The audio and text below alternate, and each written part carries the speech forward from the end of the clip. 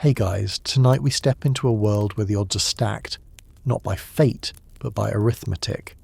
You're born into the heart of the Victorian middle class, a family with modest respectability, polished boots, and piano lessons on Sundays. You're not rich, but you're comfortable enough to be expected to marry well. That's the plan after all. But tonight things don't quite go to plan. You're part of a generation with far too many daughters and far too few eligible men. And as you grow older, corset bones poking your ribs and lace gloves yellowing in a drawer, you begin to understand.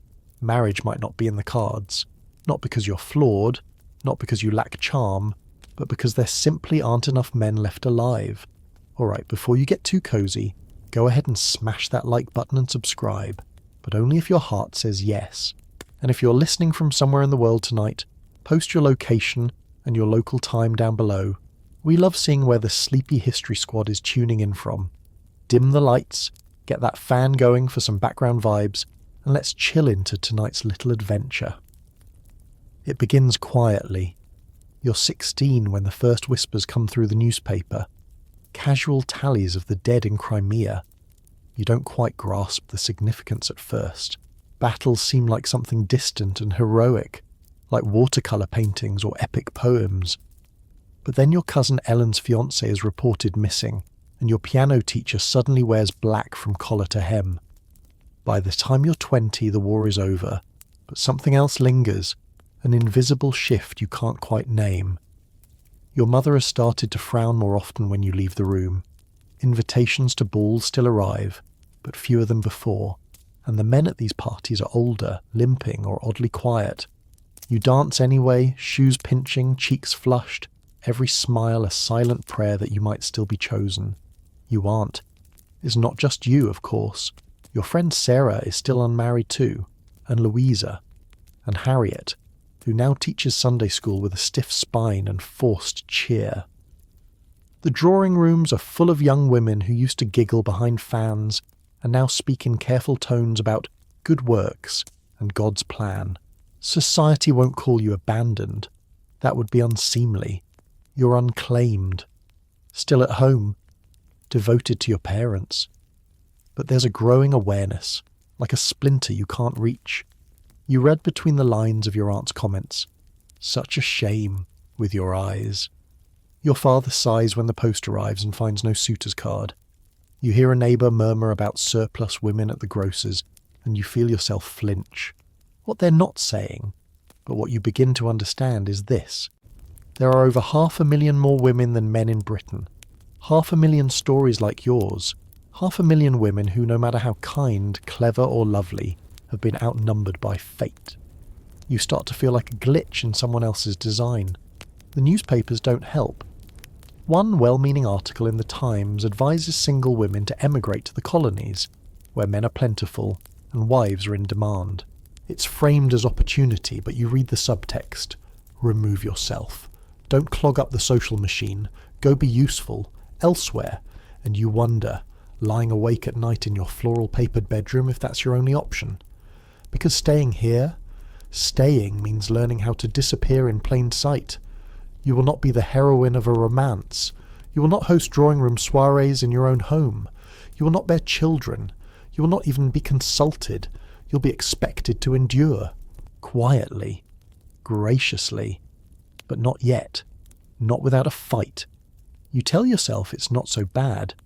After all, there are worse fates than sleeping in your own childhood bed, than hearing the familiar clink of spoons in the morning tea tray, than watching the wisteria bloom on the same brick wall every spring. You learn to find comfort in repetition, because you have to. But something inside you starts to stiffen. You begin noticing what's missing in conversations.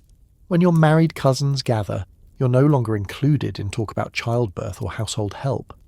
You hover by the sideboard, refilling cups you were never asked to pour, smiling at children you'll never have, trying not to seem too available or too invisible.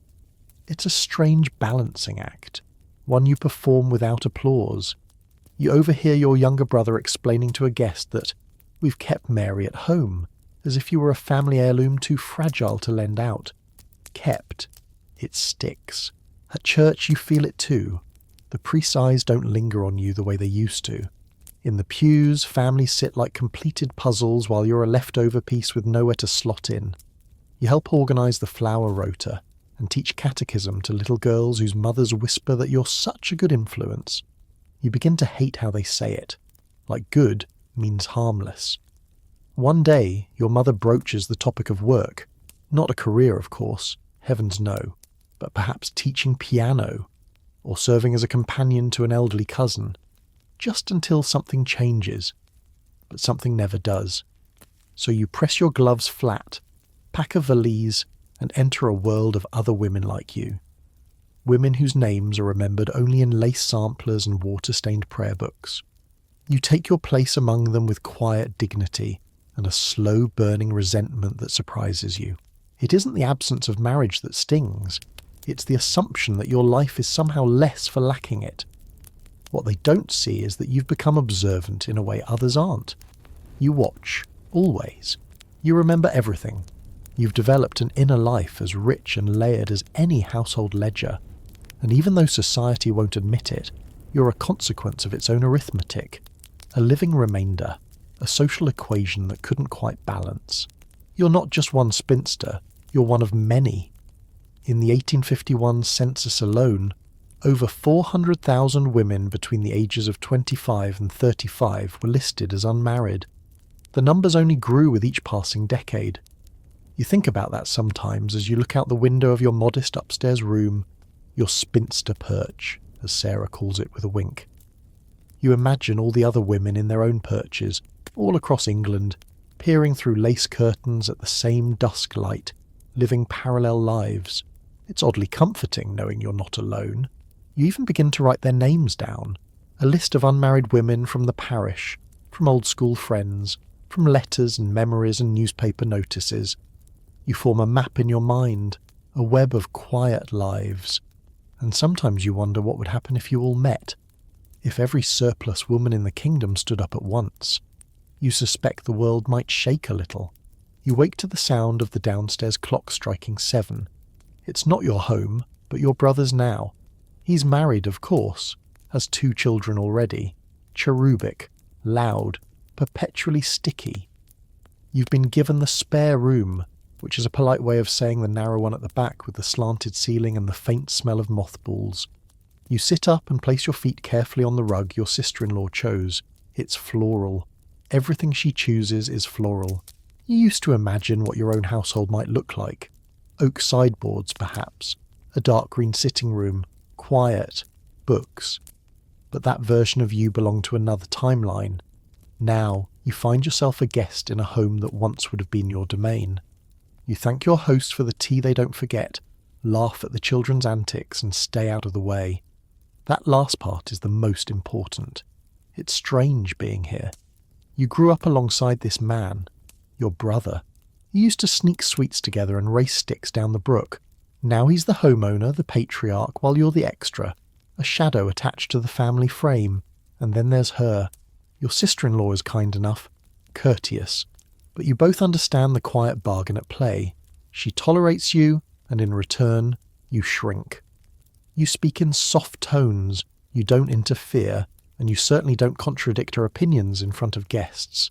Once you reached for the teapot to pour, and she gently redirected your hand with a smile that said, "Not yours." You smiled back, understanding. Your place in the home is a tightrope, thin, unwelcome, fraying. You help where you can, mending socks, folding linen, polishing the silver for Sunday. You tell yourself these are kind gestures, not desperate attempts to prove your worth. And yet, every stitch feels like a confession. I have no house of my own, no place but the one borrowed. There's an ache in that. Not shame, just quiet humiliation. The sort that builds like dust in corners. Sometimes, on quiet evenings, you hear them talking in the parlour after the children sleep. You sit upstairs, unmoving, book open on your lap. The conversation filters through the floorboards. Your name, the word dependent, your future. You hear the pause. You know the tone. Pity wrapped in silk. You learn to carry yourself lightly, to leave no trace in the hall. to make your world smaller so theirs can feel full. It's a particular kind of vanishing performed in slow motion. But here's what they don't see. While they fuss over household accounts and party invitations, you're observing. You've become something like furniture, present, unmoving, overlooked, and in that invisibility you collect everything. The flirtation between the vicar and the widow across the street, the maid's secret stash of candied peel, the neighbour's strange cough and its monthly pattern. There is power in being the unnoticed one, a witness to a world that thinks you've stopped counting. One of the newspapers calls women like you superfluous, a harsh word, a surplus of lace, of size, of bodies with no dowry and too much memory. But you know better. Surplus doesn't mean worthless, it means remaining, and you are still here. You begin to wonder how many other spare rooms across England are occupied by women just like you. Silent guests in homes that once promised something more. You picture them, perched on beds too narrow for comfort, writing letters never sent, listening through walls that aren't theirs. A sister here, a cousin there, an aunt folded into a drawing-room chair no one really sits in. The spare room becomes a kingdom in its own right, a kingdom of papered walls, wash basins, worn novels and solitude. You learn to move without creaking the floorboards. You time your descent for tea so you don't arrive too early, or worse, too late. You master the art of being present without intruding, helpful without meddling, available without asking. And yet some mornings you catch your own reflection in the washstand mirror and barely recognise her. The face is yours, but the expression is new. It carries the weight of being gently erased. When family friends visit, they ask after your health. Your health, not your opinions, your plans, your joys. You wonder when you became an object of concern, not conversation. And of course, there's always one who leans in too close and whispers, "But you were so pretty in your youth." As if beauty had been a train you failed to board. As if the station was now closed. You smile politely, because there's no script for this part of life. There are no novels where the unmarried older sister is the heroine. Jane Austen gave you witty, charming women who married by the final chapter. You passed the final chapter long ago. Still, you try to build something of your own. You write letters to old schoolmates. Some reply, some don't. You suggest walks, tea, church bazaars, anything to remind yourself that you exist outside these walls, that you're more than folded laundry and borrowed space, and when that fails, you retreat inward. Your imagination becomes your secret rebellion. You invent entire conversations in your head, what you'd say if you were mistress of the house, what you'd do if the vicar ever looked at you with interest. You imagine saying no, just to feel the thrill of having a choice. You imagine a life where you never had to wait for someone else's permission to matter. One evening, as you help your niece with her sewing, she looks up and asks, "Did you ever want to be married, Auntie?" The question is innocent, cruel in its honesty. You pause just long enough for her to notice, and then you laugh. A small, practiced sound. "Once," you say, "but then I got quite good at other things." She nods and the moment passes. But later that night, you write it down in your journal. Quite good at other things. You underline it twice, because that's the truth of it. In this spare room, you've learned patience, observation, self-containment. You've become a silent archivist of life around you. You know where the cracks in the family veneer lie. You remember birthdays no one else does. You absorb moods like a sponge, then smooth the atmosphere with a well-placed word or a fresh vase of flowers. You're not unnecessary. You're unseen. There's a difference. You sit straight-backed on a wooden chair, lace collar perfectly pressed, and smile with the gentle warmth expected of a woman who has long since put away childish things. Across from you, your mother pours tea for the vicar's wife, who has dropped by unannounced just for a chat. But everyone knows this isn't just a chat. It's a subtle interrogation. "How lovely to see you still at home," the vicar's wife says, eyes scanning your hands for a wedding band that will never appear. Such a blessing to your dear mother.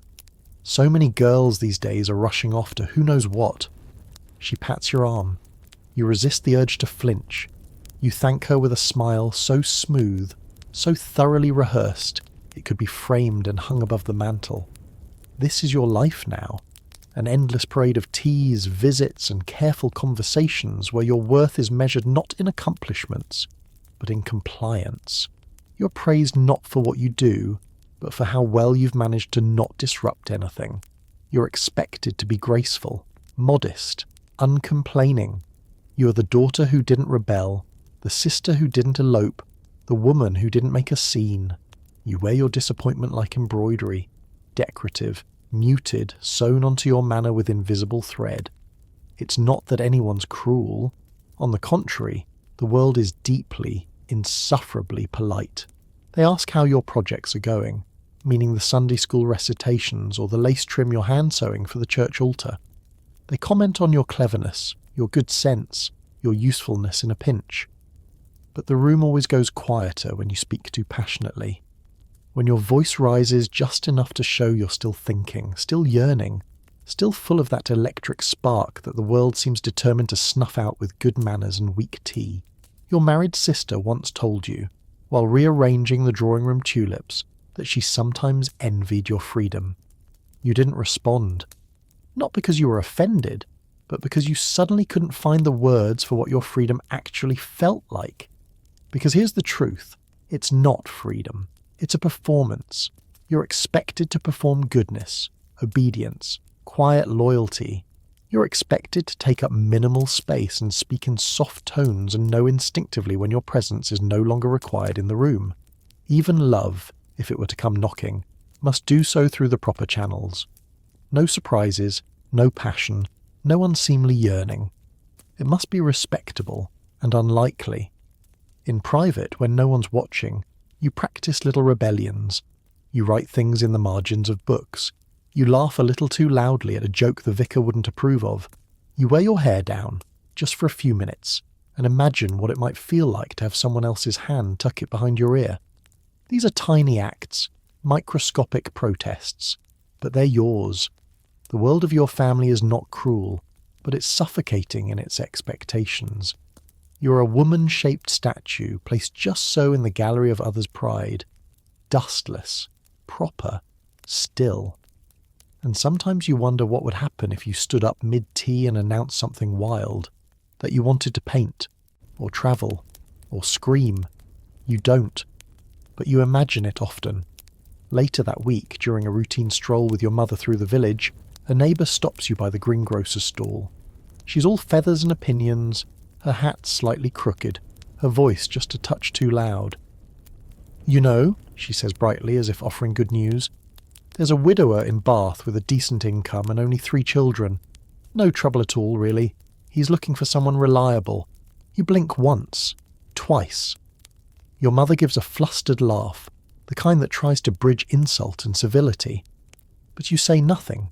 You simply nod and move on, celery tucked under your arm like a weapon. This is how it always goes. The matchmaking continues, long after hope has retired. Not because anyone truly believes it will happen, but because suggesting it keeps you in a tolerable category. A not yet spinster, a maybe, a pending file. To say outright that you won't marry is too uncomfortable. For them, not for you.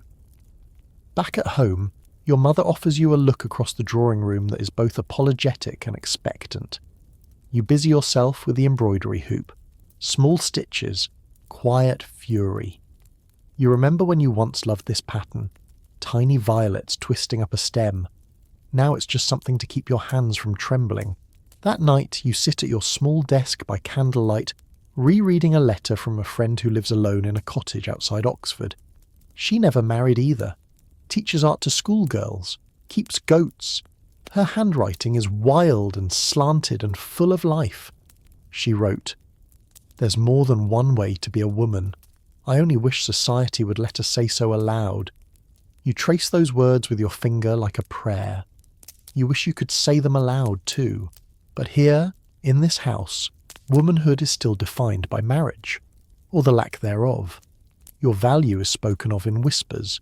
Your dignity must be performed, not claimed. And so, you return to the drawing room. You help your mother arrange the tea things. You compliment the neighbour's plum preserves. You nod graciously when someone mentions the bath widower again, as if he were a worthy prize and not a final consolation.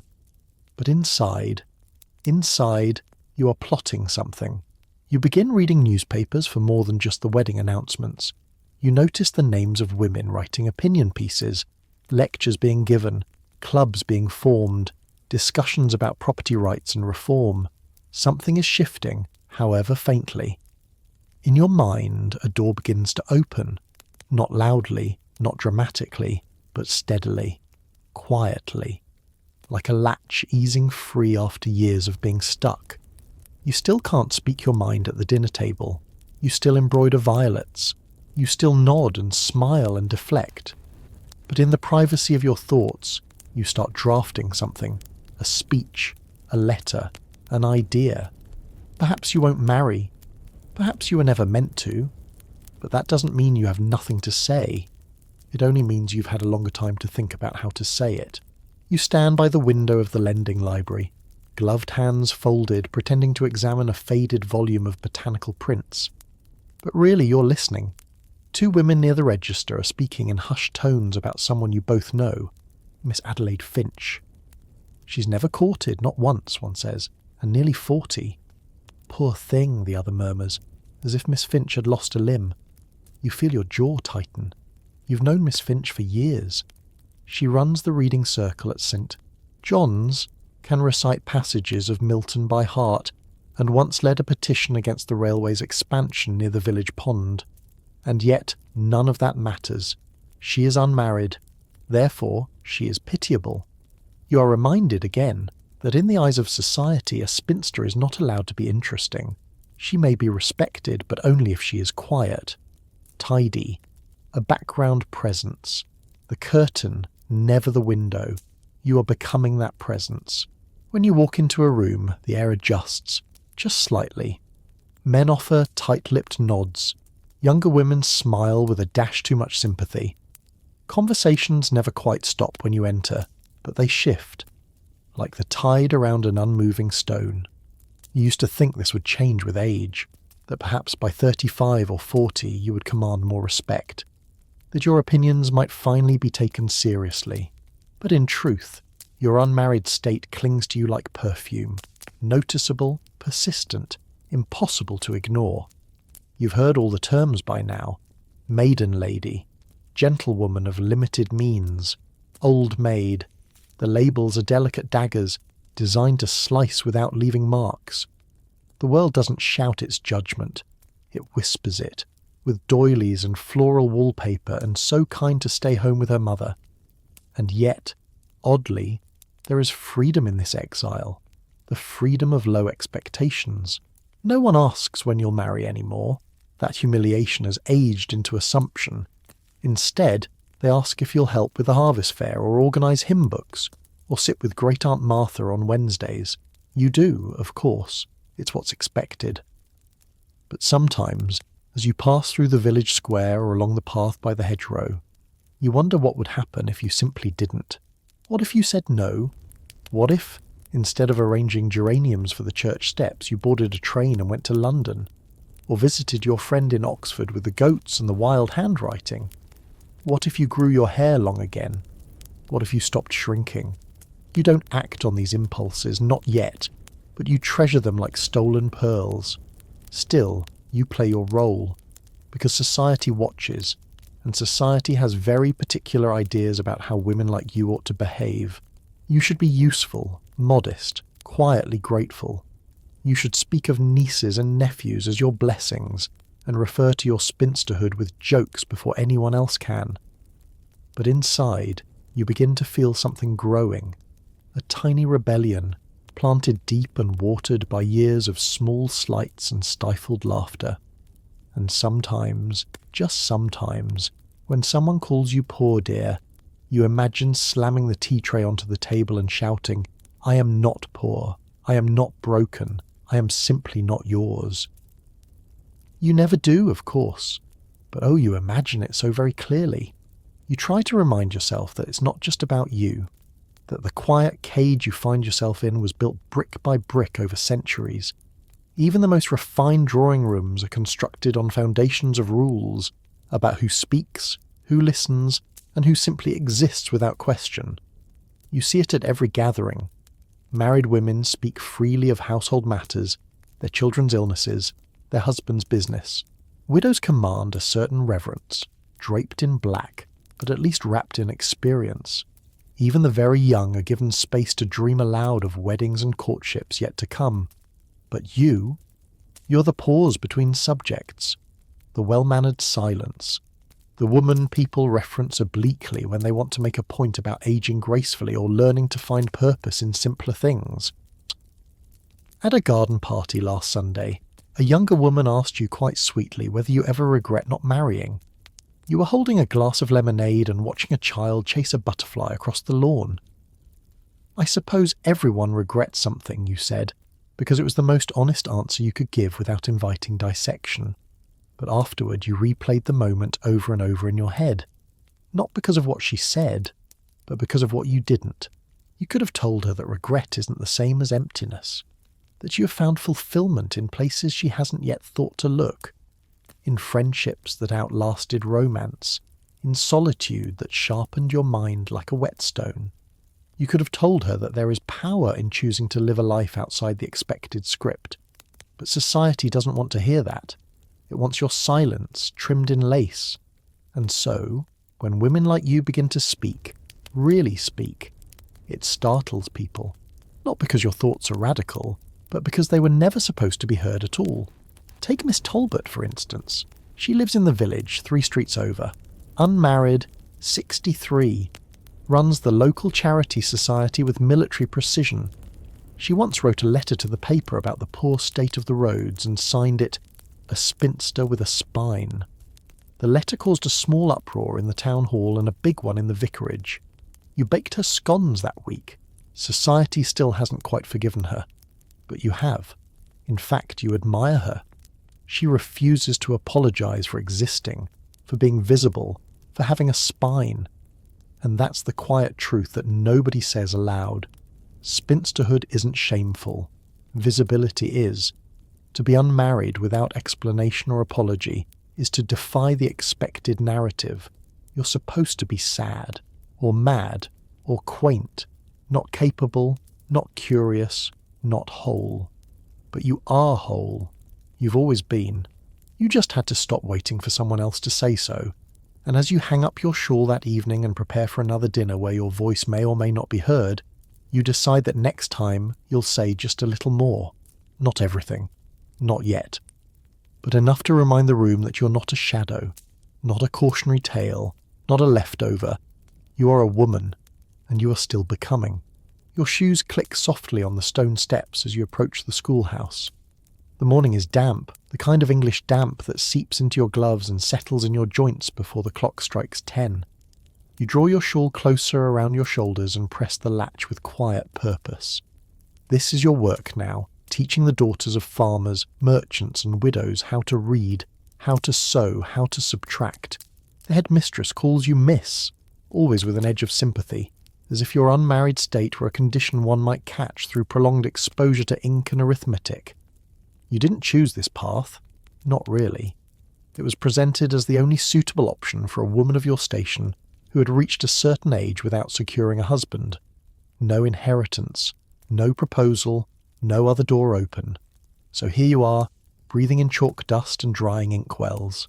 The children call you Ma'am, and some of them love you in that bright feral way children do, clinging to your sleeves, bringing you crushed flowers, mimicking your accent in the schoolyard.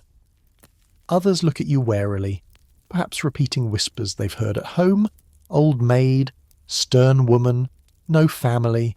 You become a myth in their young minds, useful, present, but not quite real. Still, you find solace here. There is power in the rows of desks, in the tapping of slates, in the rhythm of learning.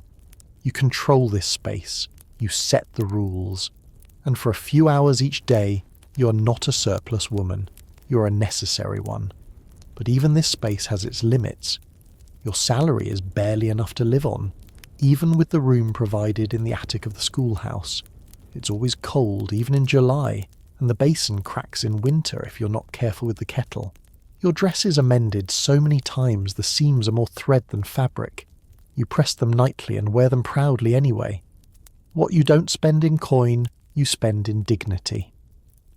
At social events, when the vicar's wife introduces you as our dear school teacher, she smiles a little too tightly, as though proud of having found a use for you. You nod graciously. You thank her, because that's what's expected. Your brother sends an envelope now and then, a small contribution for necessities, but you rarely cash it. There's something unbearable about the idea that your survival depends on his generosity. You'd rather go without. You often do. Sometimes you pass women in the street with brighter hats, younger faces, softer hands, and you feel, without warning, a sting of something close to grief. Not for a lost love, but for the life you didn't get to choose. Still, when a little girl with ink on her chin gets her letters right for the first time and beams at you like you've hung the stars, it feels like something real, something earned. And when you return to your attic room at dusk and sit by the window, candle flickering, journal open on your lap, you remind yourself, this is work, this is purpose. And in a world that expected you to fade, you are still here. Every morning, every lesson, every stitch in every mended hem, refusing to disappear. There's a knock at your door one Tuesday evening, quick, apologetic, the kind of knock that suggests a request is coming. It's the headmistress, flustered, her cheeks blotchy from the cold. The rector's cousin is in need of a companion, she begins, smoothing her skirt. Temporarily, of course. She's ill. Well, not ill exactly, just delicate. You know how nerves are. You nod, though you don't. Nerves are a term people use when they don't want to say lonely, or bored, or quietly despairing. She needs someone tidy, discreet, good with embroidery. You are all of these things, and so, by Friday, you're seated in a quiet parlour on the outskirts of town, folding linen napkins and listening to a woman 20 years your senior recount the same story for the third time that day. You nod politely each time and refill her teacup as though it's the first. This is what being a companion means, serving as a warm shadow. Not a servant, not quite. Not a friend, not really. Something in between. Someone to bear witness, without taking up too much space. You think often of how strange it is, how many roles unmarried women are expected to play. Teacher, helper, listener, nurse, chaperone, assistant. Your skills are used, your time is taken, but your personhood, that is often left behind at the door. Still you endure it, because the alternative is to be seen as idle, and idleness is a sin for women like you. You have learned to fold yourself into small shapes, to smile without hope, to give without asking, to live as a utility. But there are moments, brief ones, when the window is open and the light falls just right across the rug, and you remember something from years ago. A walk by the river, a laugh shared in a hallway, a letter you wrote and never sent. You keep a bundle of those letters tied with ribbon in your trunk. Not because you're waiting for someone to read them, but because writing them made you feel real. Some are addressed to no one. Some are addressed to people who never replied. Some are only half finished, abandoned mid-sentence like a thought you were afraid to complete. They are your private archive, your history, the only record of a heart that has worked quietly in the background all these years. One letter, folded at the top, begins with, "If I had been allowed to choose." You don't finish the sentence. You never did. But sometimes, in the stillness between the last teacup and the dimming coals, you whisper the rest into the silence. You imagine what it would be like to wake up in a room of your own, in a life of your own, with nobody expecting you to fetch or soothe or fold or hide. You imagine being seen, not for what you provide, but for what you are. And in those imagined hours, just before sleep takes you, you remind yourself that surviving isn't the same as settling. That even in this narrow life, you've carved out corners of defiance, of strength, of beauty. and that you're not just what's left behind, you are what remains. The first time you see the boarding house, it's raining. The kind of thin, stubborn drizzle that soaks through gloves and optimism alike. The street smells of soot and boiled cabbage. A boy wheels a cart past you, its squeaky wheel marking the rhythm of your steps. You stop before the front door and read the brass plaque. Miss Tremaine's respectable lodgings for ladies of refinement. Respectable, that word again. It follows you everywhere, doesn't it? Like a corset too tight at the ribs, holding everything in but never letting you breathe. You pull your coat tighter and knock. Miss Tremaine herself is a wisp of a woman with sharp eyes and powdered cheeks that crack when she smiles. "Top floor, end of the hall," she says briskly. "Shared privy, no gentlemen callers, meals at 8 and 6 if you want them." Then she's gone, like a gust through lace curtains. Your room is barely wider than your outstretched arms. Slanted ceiling, iron bed, a chipped wash basin, and one narrow window that looks out onto the back of another building. The wallpaper peels in polite silence, but it's yours. No nieces knocking, no mother hovering, no dinner conversations to tiptoe around. Just the tick of the clock and the creak of old floorboards. You sit on the bed. It groans under your weight. You smile anyway. The other residents are a collection of quiet shadows. Miss Potter, who used to run a music shop. Miss Price, who once taught penmanship in Calcutta. And Miss Hanley, whose origins remain a mystery, but who always smells faintly of lavender and gin. You eat together at long tables with mismatched cutlery. You discuss the weather, the vicar's sermon, the rising price of lamp oil. But beneath the small talk is something else, something shared. A flicker in the eye when someone mentions a former suitor or a sister's wedding. A glance, a nod. You all know the same ache. The boarding house is not luxurious. It's not even particularly warm. But there's a strange comfort in being among women who are no longer expected to be anyone's. No longer brides in waiting. No longer daughters to be married off. Just women. Living. Persisting. Remembered only by rent books and faded postcards. Some bring flowers to their windowsills. Others write long letters in tidy script, no longer sent to lovers, but to faraway sisters or half-forgotten friends. One woman paints, not well, but boldly. Another plays scales on an out-of-tune pianoforte, more for memory than music. There's laughter sometimes. Giddy, sharp, unexpected. Over burned porridge or a collapsed hat. You find yourself laughing too. The sound feels foreign in your own throat, like something borrowed, but welcome. In the evenings you read by lamplight, or mend a hem, or simply sit and listen to the clatter of distant hooves, the soft snores from the next room, the drip of rain on the sill. It is not the life you were told to expect, but it is a life, and in the margins of your notebook you begin to write little fragments. Not letters this time, just moments. A cat on the railing, the warmth of shared soup, the quiet dignity of Miss Hanley's silver hair in the sun. You write them not to be remembered, but to remember. Yourself. This place. These women. These lives that were never meant to take up space, but do anyway. Life at Miss Tremaine's boarding house settles into a rhythm. A quiet one, built on shared habits and unspoken agreements. No one knocks loudly. No one enters another woman's room without cause. You learn each other's tea preferences, the particular creaks of each floorboard, the difference between a real cough and one that just means I'm lonely. Come sit near me. You learn how to coexist with women who carry their stories like folded letters they don't always open.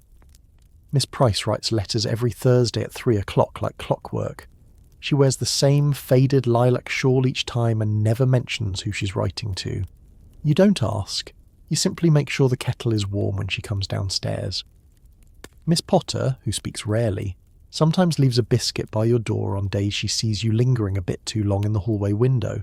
There is a language here made entirely of gestures, of presence, of not leaving. You become fluent in it. Some nights you find yourself in the sitting room with the others, thumbing through a well-worn book, pretending to read while the lamp flickers and someone hums tunelessly into the dark. It feels like a spell these evenings. a fragile kind of comfort spun from the fact that all of you, once considered failures of the marriage market, have managed to build something soft and strange and utterly your own. Once, a new boarder arrives, young, red-cheeked, freshly discarded from some family arrangement gone sour. Her name is Edith. She's sharp-tongued and brittle. Miss Tremaine places her in the smallest attic room. At first, she weeps behind thin walls. You and the others leave little things at her door, a hair ribbon, a warm bun wrapped in a napkin, a copy of Cranford. No notes, no explanations. Eventually she starts to leave her door open just a crack. That's how it works here. You do not ask for entry. You simply make space. It's not glamorous. There are no grand affairs, no secret inheritances, no whispered declarations of love. But there is a shared resistance here, a quiet defiance against vanishing completely. You are not wives. You are not mothers. You are not society's shining daughters, but you are each other's. That winter a cough spreads through the house, not dangerous but persistent. The kind of cough that makes sleep hard and conversation short. You brew teas from dried lemon peel and mint. You press warm cloths to foreheads. You find yourself caring for these women with a tenderness that surprises you. Miss Hanley catches the worst of it. One evening, as you help her down the stairs, she grips your hand and says with a faint smile, "We should have had our own club, you know. Spinsters United. Motto, we persist." You laugh. But later, alone in your room, you scrawl it into the margins of your notebook. We persist. It's not just a motto, it's a kind of legacy. No monuments will be built for women like you, but your lives, your laughter, your mending, your warm biscuits left at the door will echo in places history forgets to look.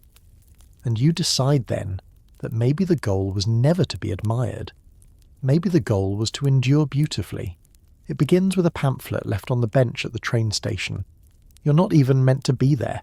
You've just escorted Miss Potter to her cousin's, and as you wait for the return carriage, you spot it, wedged between a timetable and a bit of forgotten knitting. A thin, unassuming thing titled in bold block letters, "Temperance and the Working Woman, a Call to Reform." You slip it into your bag, not because you agree with it necessarily, but because the idea that women are writing, organising, doing something burns a little light in your chest. Later that evening, in the flickering lamplight of your room, you read every word twice. The next day, you find a notice on the church bulletin board. Temperance Society meeting, Thursday 7 p.m, Schoolhouse Hall. Ladies welcome, you go, just to listen. It's not the sort of thing you've done before. Insert yourself, uninvited, into a public conversation.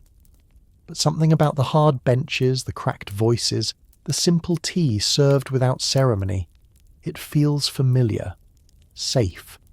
And the women there?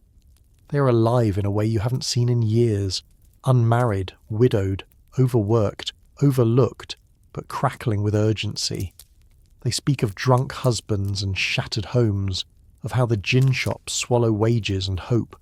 They quote statistics and Bible verses in the same breath. They argue, respectfully but fiercely, and no one asks about their marital status. They ask, what can you do? What will you write? Who can you bring next week? You sit at the edge, notebook in hand, heart thudding. Then someone asks, "And you, miss? You've got a good head on your shoulders. Will you help draft the petition?" And you hear yourself say, "Yes." Just like that. You stay late, copying names in tidy rows, folding leaflets, organising supplies for the bake sale meant to raise funds for the next meeting. You walk home in the dark, not afraid, cheeks flushed with something that feels a little like hope and a lot like purpose. The following week you bring Miss Price, the week after that, Edith. By spring, nearly half the women at Miss Tremaine's are attending something. Temperance, education reform, the suffragists' offshoot circle, even a lecture on prison conditions that left Miss Hanley quoting Bentham for days. It's not just activism, it's awakening. There's a myth society tells that unmarried women are bitter, dried up, frozen in place. But these women are boiling, quietly, constantly. And now, With causes to latch onto, they found a way to funnel that heat into change. At first you hesitate to speak, you defer, you take notes. But eventually someone asks you to chair a meeting. Just temporarily, just to keep things moving. You clear your throat, you look at the room, and then you speak. You speak about what it means to be useful and unseen. About how women like you are told you're lucky to be free, and yet that freedom comes with no place to land, no house to run, no title, no stake. You speak about how that freedom can become purpose, if only someone dares to claim it. The women lean in. You realize they needed someone to say it, and perhaps so did you. You never imagined your name would be printed in a pamphlet. It's nothing grand, just a modest line at the bottom of a column. Minutes prepared by Miss Your Surname Secretary.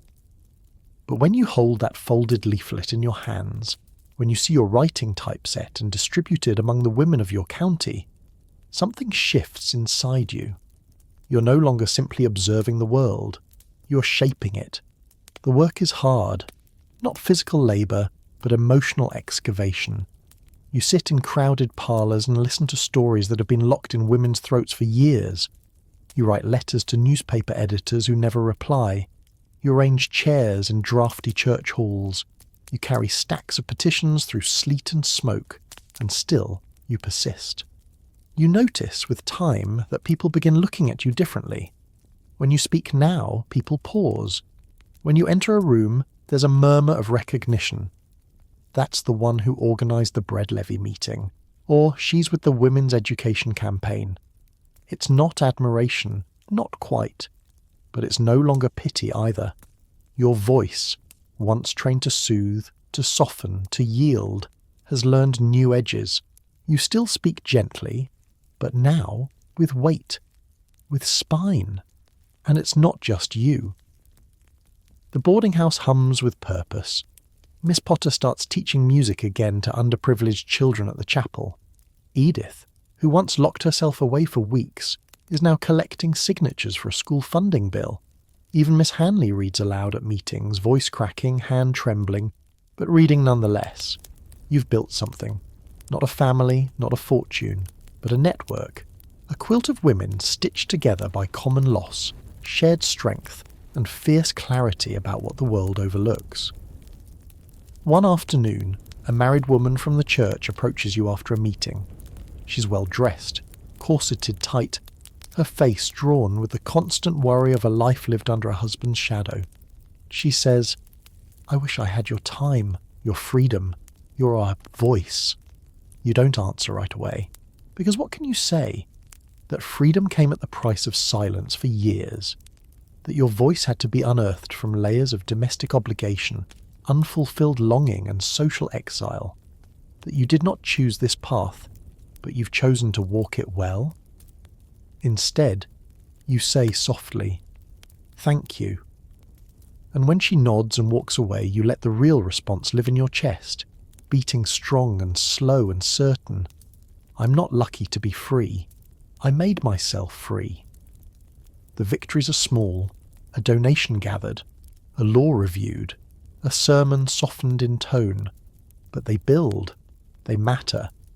And unlike the weddings you never had or the titles you never earned, these wins have your fingerprints all over them. One night, sitting in your narrow room with ink-stained hands, you pause over your journal. You glance at the window where the candlelight flickers against glass. You think of the girl you once were, waiting, hoping, shrinking. You whisper to her, "Look what we became," and you smile. The journal is leather-bound, worn soft at the edges, its spine curved from years of careful folding and midnight confessions. You never meant to keep it, not really. At first, it was scraps of thoughts on torn pages, tucked behind candlesticks or under your pillow, lines too sharp or strange to speak aloud. But now it's where you live most honestly. Each evening after the dinner plates are cleared and the parlour has quieted, you draw the curtains, strike a match to your lamp, and open its cover like a door only you can walk through. You don't write for legacy. You're not hoping to be discovered. You write to remain visible, at least to yourself. Tonight, You begin. Miss Hanley said the apple pie reminded her of someone she once kissed in Vienna. She wouldn't say more. I didn't press. Then you pause. The nib scratches gently against the edge of the page. You add, I wonder if I'll ever say something like that. If memory will one day grow warmer than the thing itself. You set the pen down. This is what the world doesn't see. They know you by your titles, spinster, helper, schoolteacher, but they never ask what it means to live with a heart that has nowhere to go.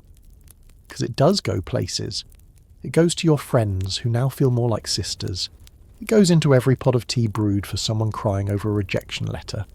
It pours itself into every letter you ghostwrite for a woman too shy to speak for herself at town hall. It lingers in the hallway when you wait outside Edith's door, listening to her breath settle after a panic you never name aloud. It even finds its way to people long gone. You still think of him sometimes, the one you almost loved. His face is blurry now, more scent and sound than form, but his ghost drifts in when you least expect it. When a certain violin note plays, when the light catches dust in just the right way. You don't mourn him, exactly. You mourn the possibility of being known like that. And yet, there is something deeper in these pages than romance, something bigger than longing. You write about the colour of the rain, the way Miss Potter tucks her feet under her chair like a child, the particular ache in your shoulder that only comes on Thursdays. You write too about anger, rage even, at the assumptions you endure. The clerks who call you dear as if you were a pet. The landlady who assumes you have nothing better to do than arrange curtains. The family members who still suggest you might find someone suitable if you simply put yourself forward a bit more. You write all of it down, because if no one else is watching, you are. And some nights, as you close the journal and blow out the candle, you wonder what would happen if someone did read it one day. Would they find sadness? Probably. Loneliness? Of course. But also strength, wit, audacity. A quiet kind of joy that refuses to die just because the world refused to notice it. You slip the journal under your pillow and smile, because even if no one else remembers you, you've remembered yourself. And that, in the end, might be the most radical act of all. There are pages you never show anyone. Not even Miss Potter, who once told you about the love she lost in 1861 and cried into your lap for an hour straight. Not even Edith, who shares everything. Her fears, her former suitor, even the little birthmark on her left ankle she swears is shaped like Ireland. No, some pages stay locked behind the cover of your journal, tied tight with ribbon, pressed flat under your pillow like a secret pressed flower. They hold the parts of you the world was never meant to see, the parts the world insisted shouldn't even exist. You've written about desire, not just the abstract ache of loneliness, but the sharp, trembling kind. The kind that once bloomed in your chest when Miss Horner leaned in too close to adjust your brooch, her breath warm against your cheek. Or the time you watched two girls giggle hand in hand down an alley behind the millinery shop and thought, that could have been me. You don't share these pages, not because you're ashamed, but because shame was taught to you like posture and table manners, to stand straight, to smile softly, to never, ever want something the world hasn't given you permission to name. No one warned you that spinsterhood comes with ghosts, not just of men you didn't marry, but of women you never got to love. You read an article once, in a little-known pamphlet passed around the reform circle. It mentioned romantic friendships between women, Victorian language dainty and coded but bursting with truth, shared bedrooms, shared bank accounts, lifelong devotion dressed up in social acceptability. You clipped it out and pasted it in the back of your journal, not because it mirrored your life exactly, but because it whispered, you are not the only one. The world refuses to ask unmarried women what they feel, about love, about touch, about the bodies we carry through life with no one to claim them. As if without a husband, desire turns to dust. As if virginity defines the limits of your heart. But your heart has travelled further than they know. It has longed. It has burned. It has hardened in places and grown tender in others.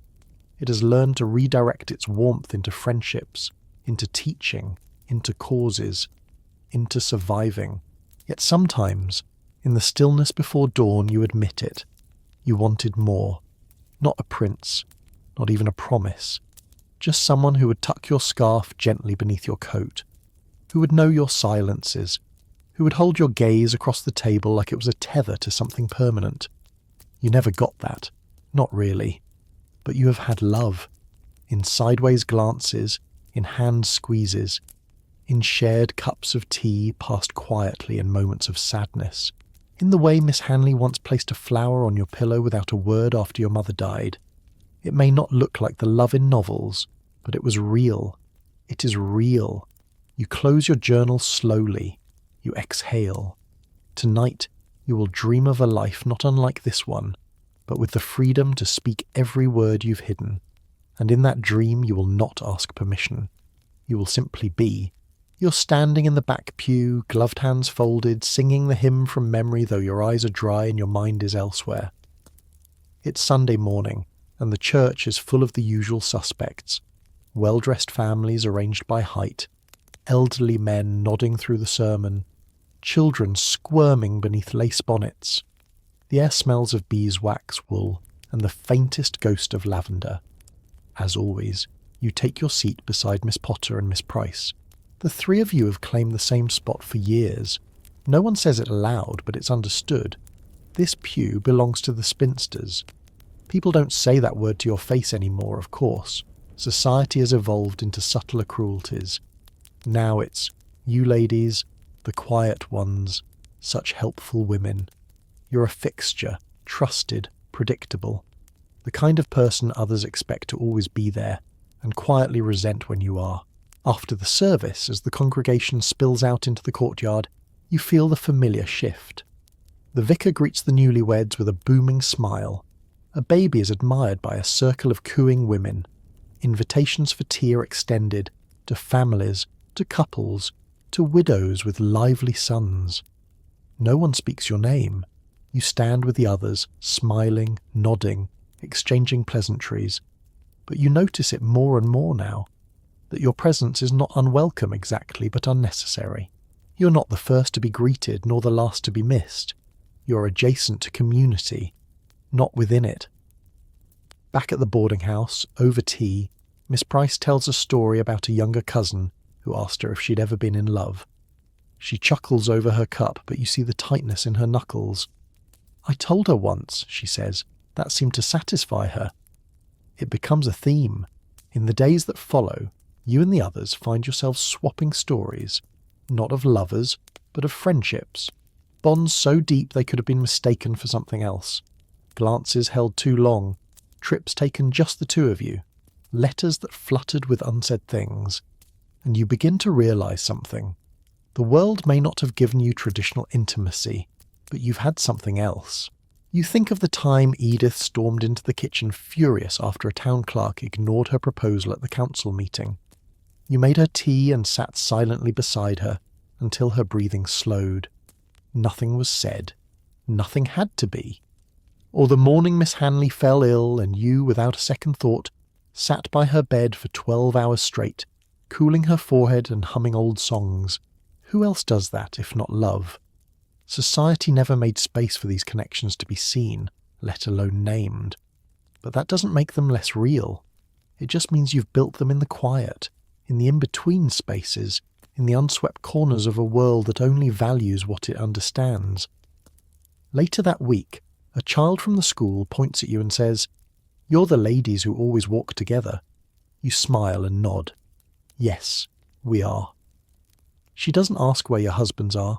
She doesn't ask why you never had children. She just waves and skips away. And for the first time in a long while you feel seen, not as something missing, but as something complete. It starts small. A shared shawl on a windy evening. A knowing glance across the dinner table when the soup is particularly thin.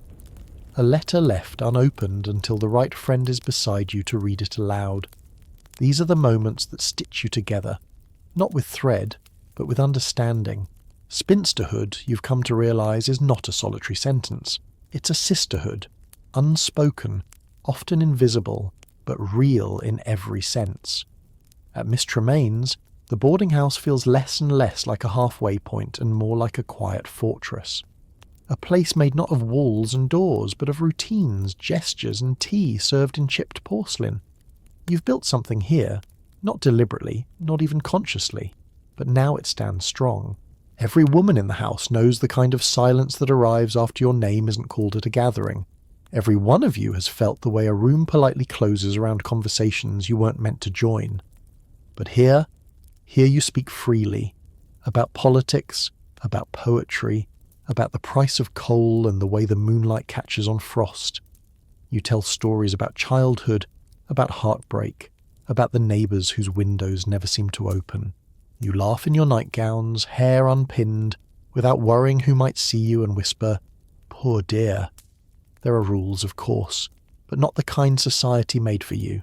Here, the rules are, be honest, be kind, pass the jam without being asked, never let someone cry alone unless they want to. One night, Miss Hanley shares something none of you expect. A name spoken quietly from years ago. A woman she loved. Not scandalously, not tragically, just loved. A tender affection that never had a name anyone else would honour. No one gasps. No one judges. Miss Potter reaches across the table and squeezes her hand. That's it. You realise then how deep these friendships have grown. How many of them are more than friendships, really? They are lifelines, lifetimes even. Some women write memoirs of war or courtship or empire. You think quietly that someone should write about this, about the women who never had the wedding, never wore the ring, but built entire worlds out of what was left. You start to gather their stories, not to publish, just to preserve. The night Miss Price sewed the hem of Miss Potter's dress in the middle of a thunderstorm because it couldn't wait. The day Edith broke into tears when she saw violets blooming in the garden and admitted it was her mother's favourite flower. The time you all stayed up till midnight reading aloud from a trashy penny dreadful and laughing so hard the walls shook. These are not grand tales, but they are true, and in their truth, they glow. The world will forget most of them. It always does, but you won't. You write them down in your journal with care, with names, with details, because this love, quiet, enduring, non-romantic but no less fierce, is worth recording, because you exist not in relation to someone else's last name, but in the names you carry and remember and say aloud around the supper table.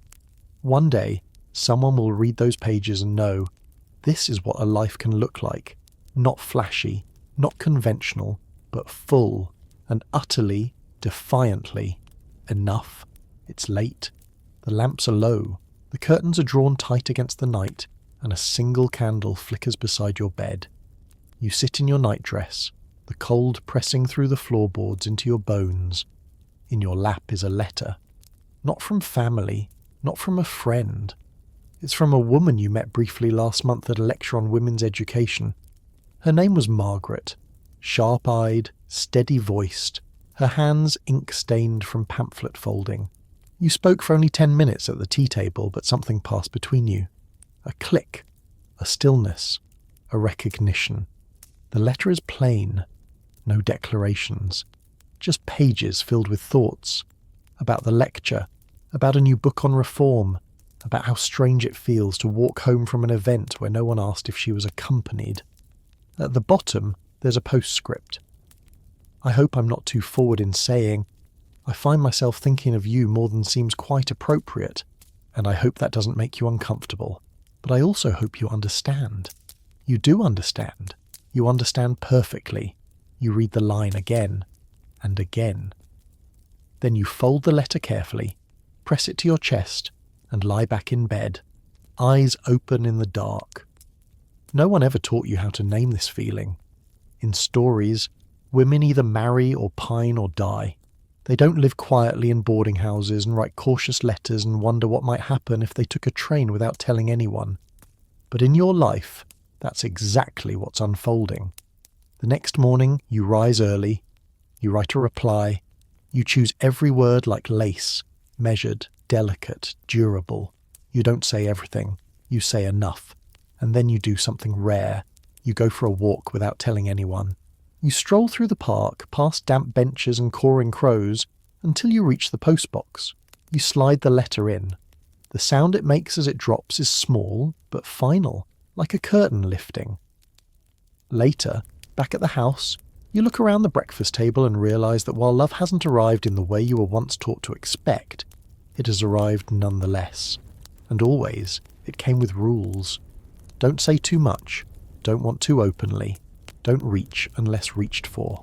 But you're tired of rules. You remember the women you've known, the ones who felt more like soulmates than friends, the ones whose nearness soothed you more than any man's shoulder ever could. You think of the women you've kissed in dreams, but not in daylight, the ones you wrote about but never dared to name, and you think, what if I had? What if naming it wasn't wrong, but freeing? Society never gave you the vocabulary. It only gave you boundaries.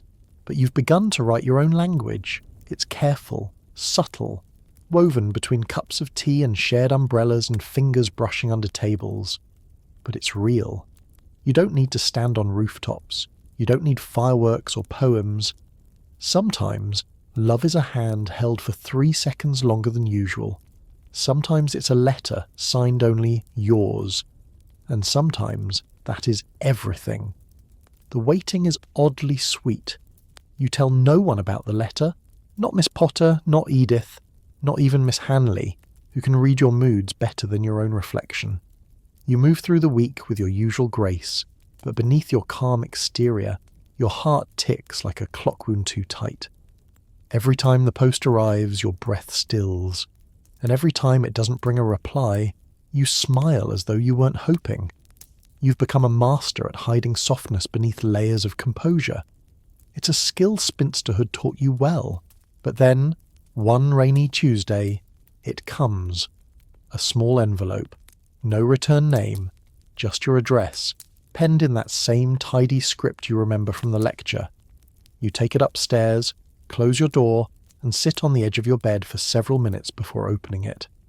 The letter is warm, grateful, cautious, still, but less afraid. I was so relieved to receive your reply. I keep rereading it, and each time I find a new gentleness between your lines. I feel as though I'm standing on the edge of something I never knew I could name. But now that I have, I don't wish to step back. You place a hand on your chest. There it is, that strange ache again, that mix of fear and recognition. It's not a confession, not yet, but it is an opening. And you, more than anyone, know the value of doors once thought sealed. Over the weeks that follow, the correspondence continues. Carefully, lovingly. You exchange thoughts on literature, reform, travel, domestic politics. But always, just below the surface, pulses something else. Longing, yes, but also relief. That someone else out there sees the life you're living not as a failure, but as a form of freedom. As a legitimate, valuable existence. Eventually Margaret writes, I would like to see you, not for anything grand, just to sit beside you in the same room without letters between us. You do see her.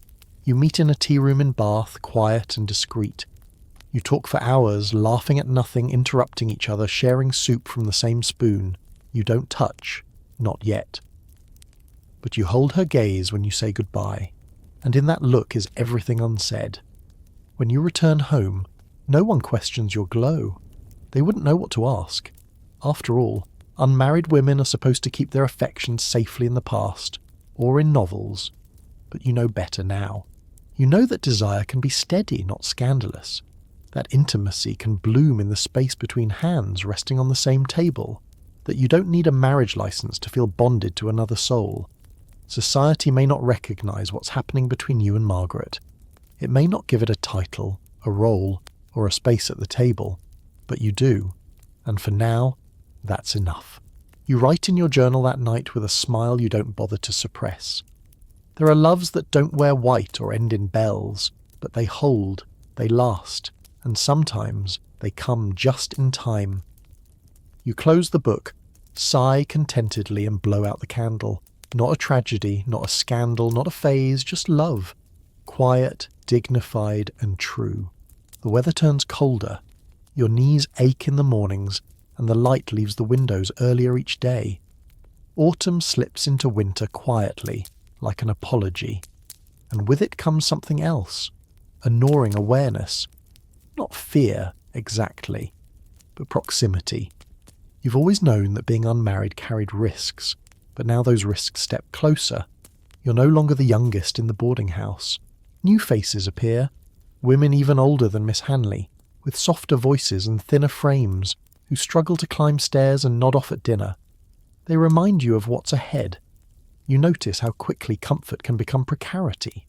A single illness, a change in rent, a lost teaching post. These things don't threaten the married women of the town the same way. They have inheritances, households, family names to lean on. You have your pension, meagre, your savings, modest, your friends, loyal but aging. And so, one rainy morning, you walk down to the soup kitchen, not to eat, to help. The basement smells of wet stone and onions. A few iron pots boil. A nun stirs quietly while the queue outside forms. You tie on an apron, tuck your sleeves, and begin ladling. Bowl after bowl, quiet after quiet. You make eye contact where you can. You say little. You don't need to. Because what you see in the eyes of the women who come through that line isn't just hunger, it's your reflection. A woman who once wore finer shoes. A woman who once taught Latin. A woman who once had a room like yours. A friend like Edith. A shawl like the one now tied around your own shoulders. And then, nothing. Just a string of little losses, unnoticed, unmourned. You never thought much about the poorhouse.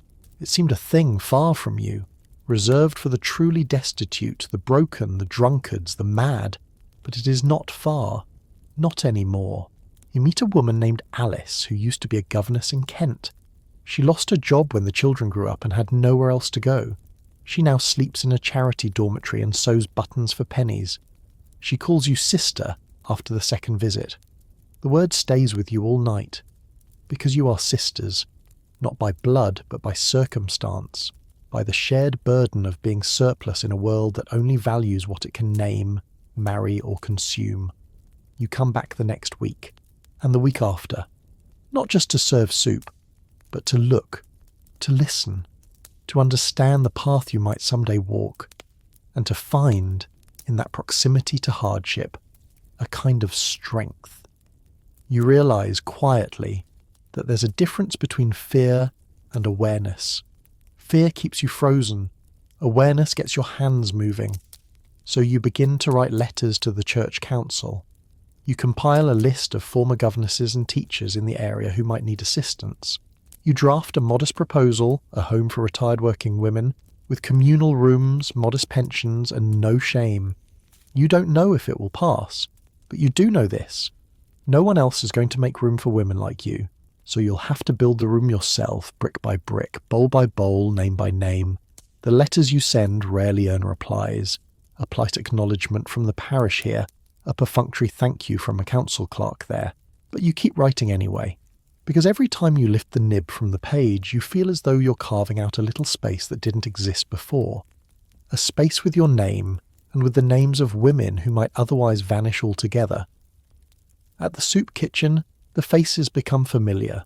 You begin to recognize their rhythms. The widow who always arrives first, hair brushed neatly, as if dignity were armour. The ex-governess who lingers afterward, telling long stories no one else has time to hear. The girl, hardly 20, who comes with her mother, both pretending they're just there to help. You catch yourself staring at them sometimes, not in pity, but in recognition. They are simply you, at a different point on the path. You could so easily trade places, should fortune shift by just a few degrees, and that awareness changes the way you move through the world. When the grocer gives you a smaller measure of flour than you paid for, you no longer swallow the slight. You speak. When a man in the market calls you love in that dismissive tone, you don't blush and move on. You hold his gaze until he falters. It isn't rebellion exactly, but it is refusal. refusal to be made invisible, even in small ways. Back at the boarding house, you begin sharing these stories over tea. The women laugh, clap, encourage. Soon, others join you at the soup kitchen. Miss Potter brings day-old rolls from a baker she knows. Edith collects pennies in a jar on the parlour mantel. Miss Hanley, trembling but stubborn, reads a passage of scripture aloud to the waiting crowd. Not to shame them, but to remind them they are seen. Together, you become more than shadows on society's edges. You become a kind of quiet resistance, a chorus made of surplus voices, and yet beneath the work there's always the looming fear. The poorhouse, the dormitory, the slow slide from charity giver to charity seeker. It hangs over you like damp air, never fully gone. You write about it in your journal. It isn't hunger that frightens me, it's erasure. To exist and then unexist without witness, without record. So you keep writing. You list the names of the women at the kitchen. You sketch their stories. You mark their small joys. The widow's neat braids, the governess's memory of a poem, the girl's red scarf. You write it all because someone should. One evening Margaret's letter arrives. She writes, "What you're doing matters more than they will admit. They call it pity. I call it power. Keep going. I am proud." You fold the paper gently. You press it against your lips. And you think, perhaps for the first time, that this labour, this witness, this stubborn insistence is its own kind of love story. Because to refuse to disappear, to insist that others not disappear with you, this too is devotion. And it is enough to keep you warm through another long winter. The advertisement is small, tucked between notices for steamship departures and patent medicines. You almost miss it. But then your eye catches the bold words: opportunities for industrious women, passage to the colonies, respectable positions await. You read it again and again. Your tea goes cold on the table. It isn't the first time you've heard of such schemes. Ever since the census revealed that uncomfortable truth, that Britain has far more women than men, pamphlets and societies have been busy proposing solutions. Export the surplus, some call it, as though you were a shipment of fabric bolts, not people. Australia, New Zealand, Canada, they're always looking for wives. The empire, it seems, is in need of balance. Ships depart every season, carrying hopeful faces and hastily packed trunks. Young women line the decks, half terrified, half thrilled, bound for towns where men outnumber them 5-1. You imagine it. A fresh start. A place where your singleness isn't a stigma, but a commodity. A land where you might be courted again, not because of who you are, but because of who's missing. The thought is both intoxicating and insulting. At the boarding house, you bring it up over supper. Edith scoffs immediately. What, trade one kind of cage for another? I'd rather scrub floors here than be shipped like cattle to the colonies. She stabs her potato with conviction. Miss Potter, more thoughtful, shrugs. At least there might be music there, pianos, new churches, new audiences for a voice no one listens to here. Her eyes flicker with something between longing and resignation. Even Miss Hanley, usually quiet, admits she once considered it. A cousin of mine went, married a farmer in Ontario, wrote once or twice, said the winters nearly killed her, said the loneliness was worse. She shakes her head slowly. No, I'll die here, where at least I know the names on the gravestones. Still, the idea lingers with you. You lie awake that night picturing the ship, the salt wind on your face, the sound of ropes creaking, the horizon stretching wide like a second chance. You imagine stepping onto a foreign shore and no one knowing you as the spinster in the back pew, or the aunt in the spare room. You'd just be another woman, another possibility. But then the doubts creep in. Would you be valued, or just tolerated until some farmer needed a wife to plough his fields and rear his children? Would you find freedom, or simply another kind of servitude with harsher winters and fewer choices? The pamphlet makes it sound so simple, but you know better. Life rarely offers miracles in print. You close your eyes and picture Margaret's last letter instead. Her words, her ink, her certainty that your presence here matters. that your work, your voice, your persistence is needed, not across oceans, but right where you are. The choice is yours, of course. For the first time, it feels like it truly is. But for now, you fold the advertisement and tuck it into your journal. Not as a plan, not as a promise, just as a reminder. That escape is possible. That exile is tempting. And that even surplus women, written off at home, are still considered valuable somewhere, if only for all the wrong reasons. The pamphlet stays tucked between the pages of your journal, its edges softening with each reread. It isn't that you mean to go, it's that the idea of going has its own strange power. A folded ticket out of invisibility. A reminder that the story of your life isn't necessarily sealed, but leaving would mean abandoning everything you've built. The boarding house, your friends, the causes that have given you voice. Would you really trade all of that for a chance at being needed in some frontier town? Needed, yes, but perhaps only as someone's wife, someone's caretaker, someone's womb. One evening, you share the thought with Margaret, careful to phrase it lightly, as if you're simply curious. Her reply comes a week later. The letter is longer than usual, and in it she writes, "I cannot tell you what to choose, but I know this. There are worse fates than spinsterhood. One of them is being bound to a man who sees you only as a solution to his problems. Do not mistake desperation for love. Do not let anyone else decide what your worth should be." You read her words slowly, letting them sink in like warmth after frost. She doesn't forbid you from dreaming of ships and horizons. She only reminds you that you're not surplus, not disposable, not cargo to be shipped out with crates of wool and sacks of barley. At the soup kitchen, you mention the emigration schemes in passing, and one of the women, a former governess now serving broth beside you, sighs. "My cousin went to Sydney, married within 6 months. But when she wrote back, she admitted she was lonelier than ever. Imagine being surrounded by people and still unseen." Her words echo in your head for days. You begin to realise that the lure of the colonies isn't really about marriage or opportunity. It's about erasure, a chance to start over by vanishing from the place where your singleness has been catalogued, whispered about, measured like a defect. To leave behind the pitying glances, the constant question marks. But exile is exile, no matter how wide the sky. One night, as rain drums the roof of Miss Tremaine's house, you open your journal and tape the pamphlet to a page. Underneath it you write, "A reminder that I could go, but also that I can stay." Because perhaps the more radical choice is not escape, but persistence. To remain where society insists you don't belong.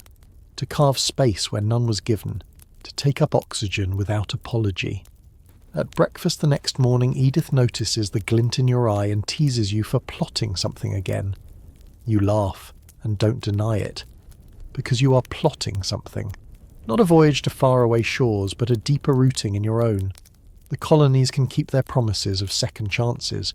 You intend to make yours right here, under damp skies in drafty halls, with women whose voices rise alongside yours.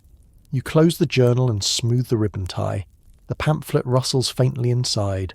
Not a temptation anymore, just a relic. Proof that escape was possible, but resistance, quiet, stubborn, local, is the choice you made. You find the pen again, not for correspondence, not for polite replies or council petitions or carefully crafted notes passed hand to hand in meetings. This time, it's for something else. You've always written, quietly, in the margins, in your journal, on the backs of sermon bulletins and old shopping lists.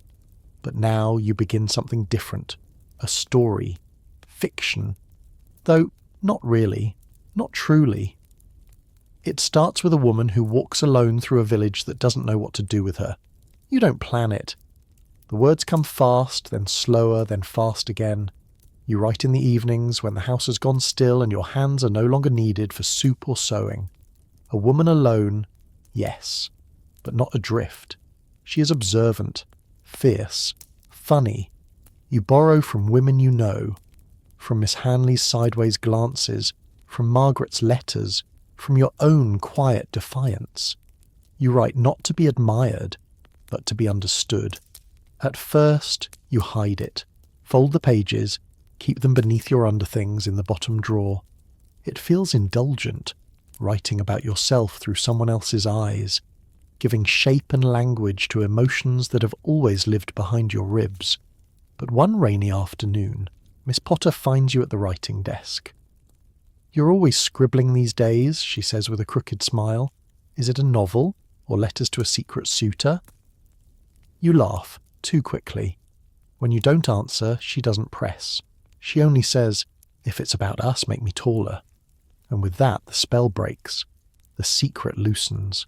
So you show her, and she reads it, and she weeps.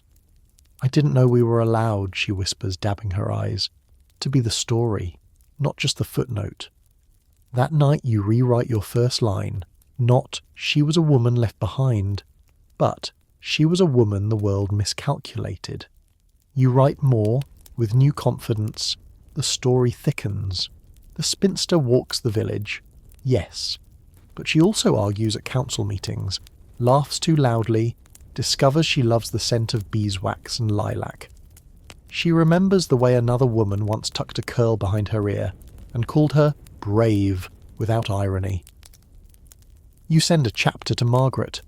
Her reply comes with underlined praise and one line that makes your throat close. You've written the life we never got to read. You begin to wonder, what if other women saw this? What if, buried in their kitchens or curled under staircases, they read a story and finally saw themselves? You find the address of a small periodical, the London Review for Ladies, and send a copy under a pen name. A month later you receive a note. "We found your submission striking, original and necessary. We would be honoured to publish it." You sit in stunned silence for a long time. The world outside your window goes on as usual, milk carts, children bickering, a dog barking 2 streets over. But inside you, something shifts. You're no longer just surviving. You're speaking, and people are listening. The day your story is published, you hold the printed journal in both hands like it might evaporate. The cover smells of fresh ink and thin paper, cheap but proud. You turn to the page slowly, savouring every crease, every column, and there it is. Your words, your voice, your woman, printed for the world to see. You trace your pen name at the top of the page, A. Finch, not your real name, of course, but a quiet nod to Miss Adelaide Finch, the first woman you ever watched live alone and unashamed. It feels right. A lineage of sorts, even if no one knows. You don't tell the others at first. You want a moment to sit with it alone, to read your own thoughts, reflected back at you not as scribbled scraps, but as something real, something recognised. But secrets in the boarding house are like drafts. They slip through cracks. It's Miss Hanley who finds out first. She spots the journal on your desk, flips it open, and lets out a soft, "Oh." You turn, startled, but she's already reading. You brace for questions. Instead, she smiles. "That's you, isn't it? The spinster with the crooked umbrella and the too loud laugh?" You nod. She reads silently for a moment longer, then says, "Make sure she gets a second chapter." The others catch on quickly. At supper that evening, Edith raises a brow and says, "You'd better sign my copy before I tell the grocer we've a celebrity under this roof." Laughter spills across the table, warm and teasing. You realise then, they're not just proud. They feel seen, reflected, rewritten. In the weeks that follow, the boarding house becomes a little hive of creation. Miss Potter starts composing songs again, melancholy things with hopeful endings. Edith sends an article to a reformist paper under the name EP in Bath. Even Miss Tremaine, gruff and formal, donates a stack of old notebooks she finds in the attic. "In case you want to write more of us," she mutters, and you do. You write late into the night. Stories, essays, letters to the editor, pieces about education, about poverty, about the invisible labour of unmarried women who keep households, nurse relatives, support revolutions, all without acknowledgement. You become known, slowly, as that spinster writer with a bite in her pen. And still, no one knows your real name. Not yet. and perhaps they never will. But your words travel farther than you ever thought possible. One day, a letter arrives from a girl in Glasgow, barely 18. She writes, "I read your story aloud to my mother. We both cried. She said, 'I didn't know anyone else felt like this. Thank you for writing us into the world.'" You fold the letter carefully and slip it between the pages of your journal. It is not fame. It is not fortune. It is something rarer. It is validation. You were never meant to be a main character. You were never written into the script society handed down. But now, through ink and risk and small stubborn courage, you've become the author of your own place in history. And in doing so, you've carved space for all the other women who thought they were forgotten. They never were. You see them now. You write them whole. It begins with a row in the church. Not a dramatic one, of course. This is still England. But sharp enough that people begin whispering before the final hymn. It's about seating, of all things. The vicar, in his usual gentle arrogance, suggests that the front pews during Sunday services be reserved for young families and married couples to set an example of unity. You blink when you hear it, because surely he didn't mean it the way it sounded. But then he smiles his sermon smile, the kind that says, "This is God's order," and suddenly every unmarried woman in the room feels her cheeks flush. Afterwards, Miss Potter mutters, "So what are we? Clutter?" You say nothing at first. You know how these things work. Stirring waters is unseemly. And what would you even say? That the phrase, setting an example of unity, effectively casts your entire existence into the category of disorder. But when you pass by the church notice board and see the new pew layout tacked on with pins, your silence breaks. You march home. You tear out a page from your writing folio, and you begin. To the Vicar and Church Council. The letter is not angry, but it is precise. You write about dignity, about inclusion, about how many unmarried women support this church with their time, their coin, their labour. How many of you arrange the flowers, teach the children, manage the accounts, and never once complain when your names are left off public thank yous? You don't sign it alone. Every woman in the boarding house adds her name, then a few others from the reform circle, then the widowed seamstress down the lane, who once stitched the altar cloth, then 2 women you've never even spoken to, retired nurses who heard about the letter from someone who heard it from someone. You deliver it in person. The vicar accepts it with raised brows and thin lips. "Well," he says, "I hadn't realised this seating arrangement would be seen as a slight." You smile sweetly. "That's the problem, Reverend. You didn't realise at all." You walk home to polite chaos. The letter has become talk of the town. Half the parish praises your courage. The other half calls it unbecoming. You're told that unmarried women shouldn't court controversy, that your voice is stronger when kept gentle, that unity means accepting some compromise, but you've compromised enough. That Sunday, you and the others arrive early. You sit, right there, in the second pew from the front where the sunlight hits the hymnals. You sit with your back straight and your gloves perfectly buttoned. No one says a word, but everyone notices. After the service, a few married women stop you. They don't say much, just a touch on the arm, a nod. One murmurs, "It was good to see you up front. It felt right."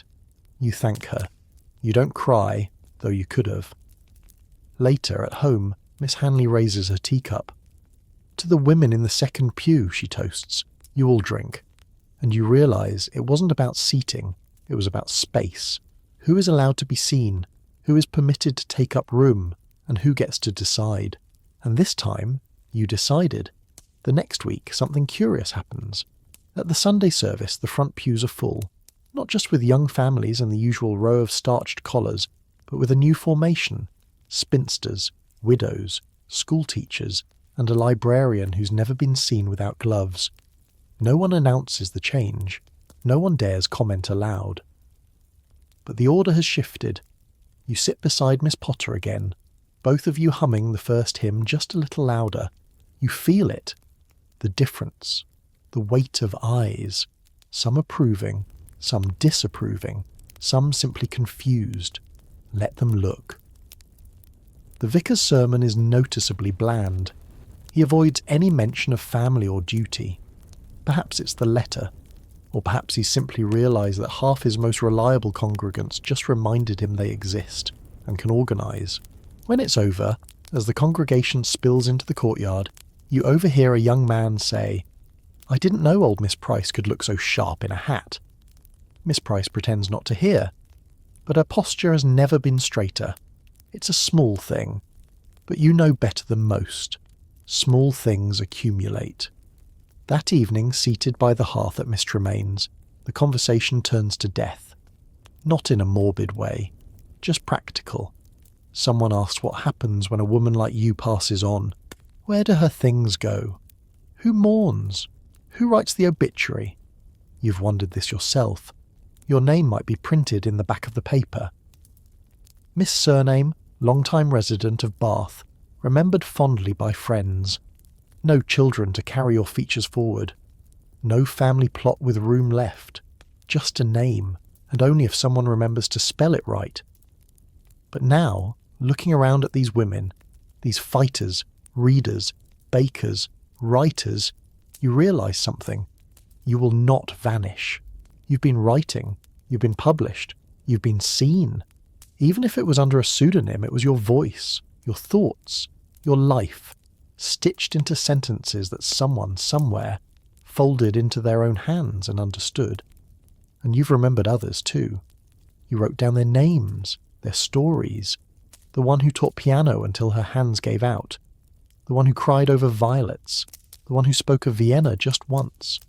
They will not vanish either, because you wrote them down. And when you die, it won't be as a ghost.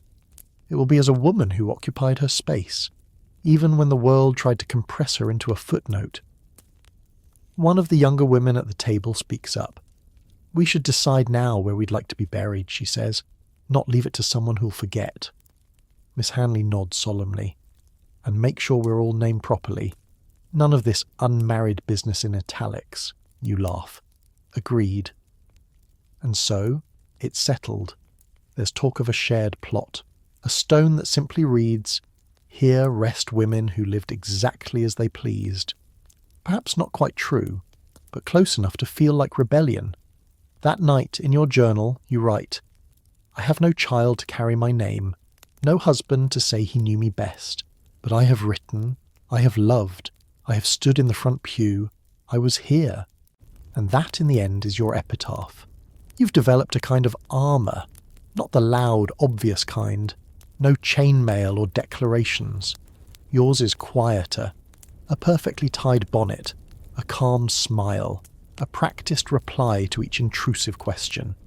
It's the way you carry yourself through markets and meetings, through sermons and supper tables, always just polite enough to disarm, just firm enough to deflect. Because after all these years, you know what people say when they think you're not listening? "Poor dear, still alone." Such a shame, so clever too. She must be difficult, or unlucky, or both. They mean well. That's the most exhausting part. They mean well while dismantling you in teaspoons. And the thing is, you're not unkind. You understand that gossip is how people make sense of what they don't understand. A woman without a husband, a woman who doesn't seem desperate for one, a woman who teaches, writes, votes in reform meetings, wears sensible boots, and sometimes laughs too loudly at inappropriate jokes. There must be something wrong with her. Once, that wounded you. The assumptions, the whispers, the invitations that stopped coming. You used to second-guess your every word. Try to sound softer, smoother, smaller. But now, you've grown tired of shrinking. You catch them staring sometimes. Those women with gloved hands and husbands at their sides, their lives seemingly secure in family portraits and Sunday roasts. You used to envy them. Now you recognise that some of them envy you. Because while they traded their names and dreams for a hyphenated identity, Mrs. So-and-so, you've kept yours. Entirely. You've lived by your own rules. You've decided when to rise, when to write, when to serve, and when to say no. There's power in that, even if it comes with solitude. The gossip continues, of course, always does. The latest version paints you as eccentric, that spinster writer with opinions. One woman claimed she saw you at the museum alone and found it unspeakably sad. But you love the museum. You love walking through those halls without company, without compromise. You linger at the portraits others skip. You whisper stories to yourself, imagining the lives behind the frames. You once made up an entire novel about a girl in a green dress who only existed in a corner of a forgotten oil painting. You spend hours there, and not a single one of them is lonely. The world sees you alone and imagines you must be longing, that your days are filled with regret and your nights with empty silence. They cannot fathom that you might have chosen this, that it might be better than what was offered. And yes, some days are hard. Some days you wish for a warm hand beside yours in the dark, a voice in the next room, a future that wasn't entirely invented. But you would still rather live with yearning than with compromise. You'd rather be misunderstood than misused. You'd rather be pitied than controlled. And most of all, you'd rather be called that strange spinster who writes letters and walks in the rain than that poor woman who gave everything and got nothing back. Because you have given. But you have kept too. And that perhaps is your greatest rebellion of all. It's a Tuesday afternoon when you hear them whispering. Two younger women, barely in their 20s, lingering by the bookstall in town. You're only a few feet away, leafing through a second-hand novel, when you catch the words, "That's her, isn't it? The one who never married, writes those stories, always by herself. There's no malice in it, just curiosity." But it hangs in the air, brittle and faintly amused. You pretend not to hear. That's the armour again, polished, polite, untouched. But later that evening, as you trim a candle's wick in your room, the words come back to you, always by herself. And the truth is, you're not always alone, just often. Often enough that people mistake it for your default state, your identity. But you've never been truly solitary. You've had friends, lovers, companions, conversations so full of laughter your ribs ached. You've had evenings filled with letters and mornings with purpose. You've known love, not as a single thunderclap, but as 100 soft rains that watered you slowly over time. The idea that your life is defined by lack feels absurd. But you know why they think it. You didn't marry. You didn't bear children. You don't belong to anyone. In the eyes of many, this makes you a ghost, flesh and breath, yes, but somehow unmoored from the structure of things. So you begin to make your own structure. You plan your days with care, not just out of necessity, but out of ritual. You set aside an hour to write, an hour to read, an hour to walk, even when your ankles ache and the air smells like coming rain. You cook simple meals and eat them from your favourite plate. You buy flowers for your desk, not to impress a visitor, but because beauty has always felt like its own kind of nourishment. And you talk to people. You check on Edith. You bring Miss Potter clippings for her scrapbook. You sit with new boarders, ask about their journeys, their disappointments, their hopes. You become, quietly, a fixture. Not the sort people gossip about anymore, but the sort they rely on. The one who remembers birthdays, who keeps extra handkerchiefs, who knows which tea calms nerves and which book to lend to a woman mourning something she won't name. One day, a child at the soup kitchen asks if you're someone's grandmother. "No," you reply smiling, "but I belong to plenty of people." And it's true. You don't belong to a husband or a household or a name shared by law. But you belong to moments, to friendships, to rooms that breathe easier when you walk in, to lives you've touched in quiet, uncelebrated ways. And as you sit by your bedroom window that evening, candlelight dancing on the journal page, you realise something. They can whisper, always by herself, all they like. It will never be true, because you are surrounded, not by one person, but by many. Not by a title, but by stories. Not by blood, but by meaning. You're not defined by what you lack. You're revealed by what you carry. And what you carry, kindness, clarity, courage, is more than most people ever manage. You're halfway through a biscuit at the Reform Circle meeting when the subject of female ailments comes up. As usual, it starts with someone mentioning nerves, then spirals from there, indigestion, sleeplessness, wandering wombs, melancholy. Miss Blatchley, always eager for a solution, declares, "It's our modern life, of course. Too much reading. Too many unmarried ladies left to stew in their own thoughts.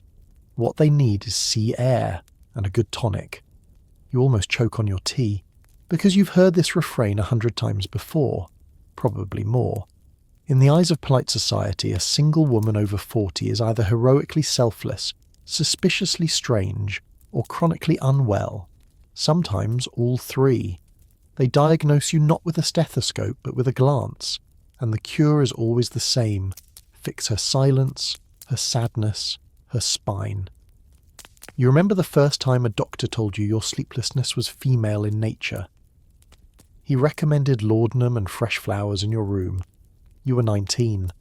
Since then, the prescriptions have included valerian drops, cod liver oil, rose oil compresses, bromide of potassium, and, memorably, a small vial of electric powder for lady excitability. You never opened that one, just kept it on your desk as a conversation piece. Once, a cousin sent you to a hydrotherapy retreat. They wrapped you in cold sheets, fed you beef tea, and insisted you were cured when you stopped crying on the third day. You hadn't been cured, you were just exhausted. You start to wonder if anyone's ever written a proper book on the Victorian obsession with fixing women who weren't broken. The truth is, your nerves are fine.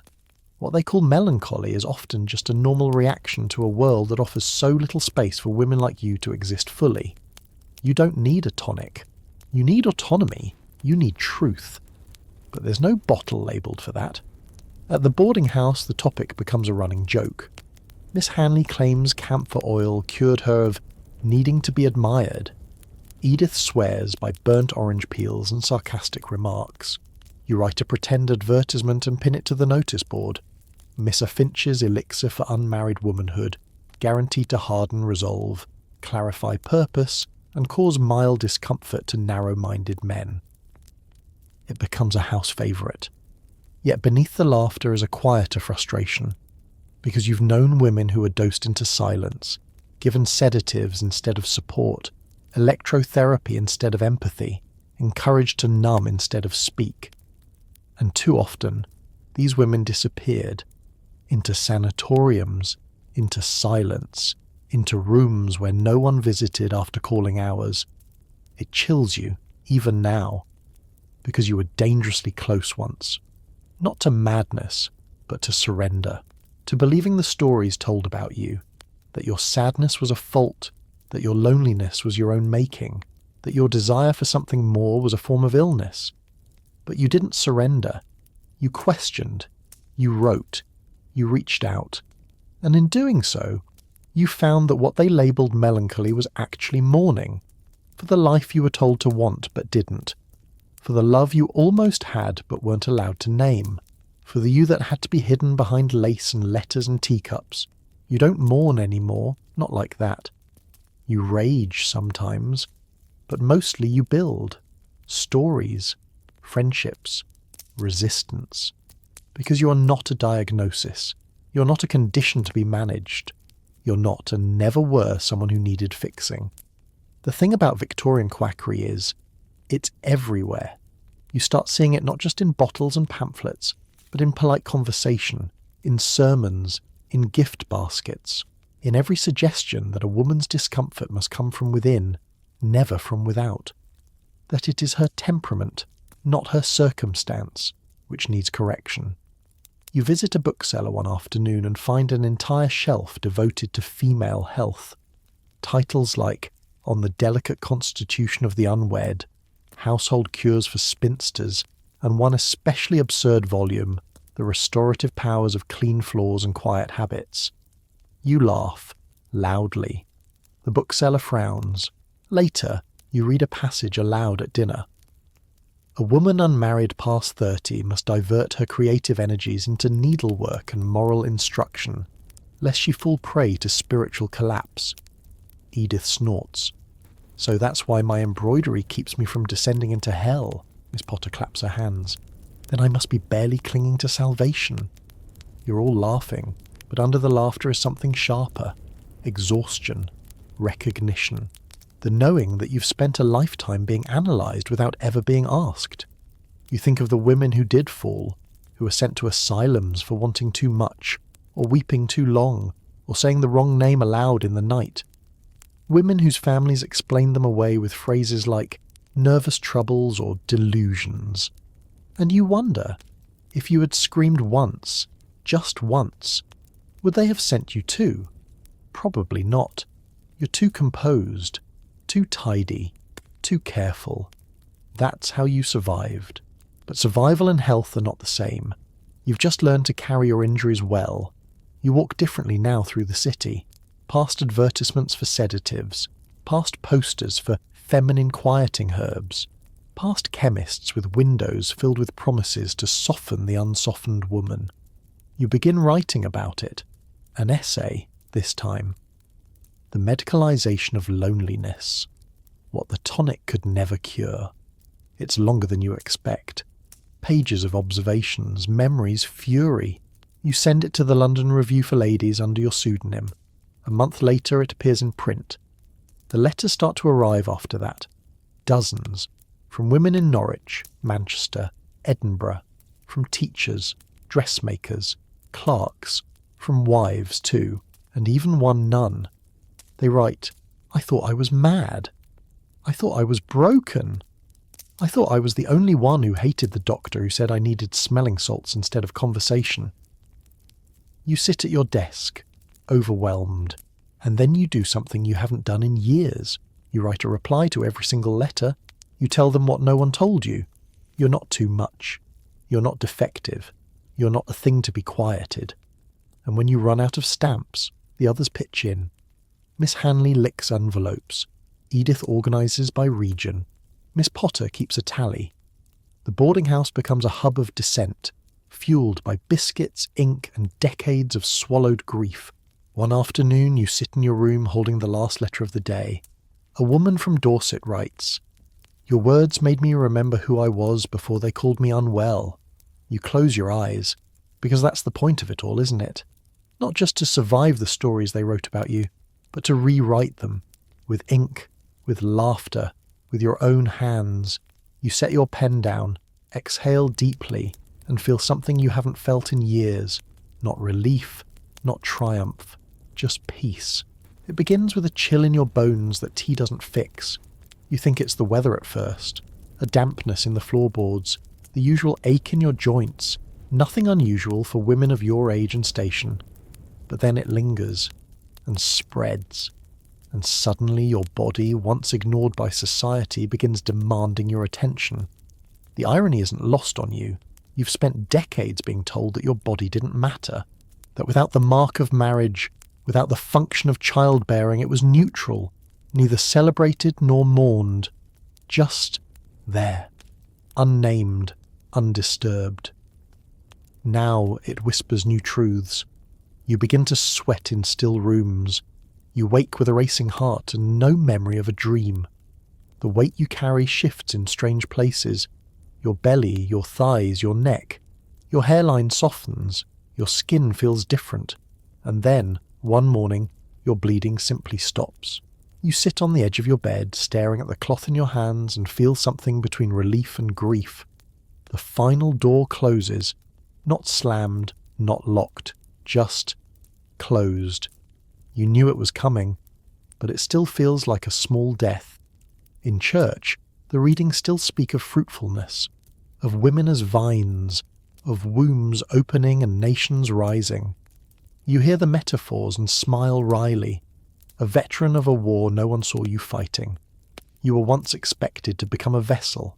Then, once you didn't, expected to become invisible. Now you're neither. Now you are what remains. And what remains, it turns out, is not emptiness. It's clarity. No more questions. No more what-ifs whispered in the dark. No more thinking maybe, someday, somehow.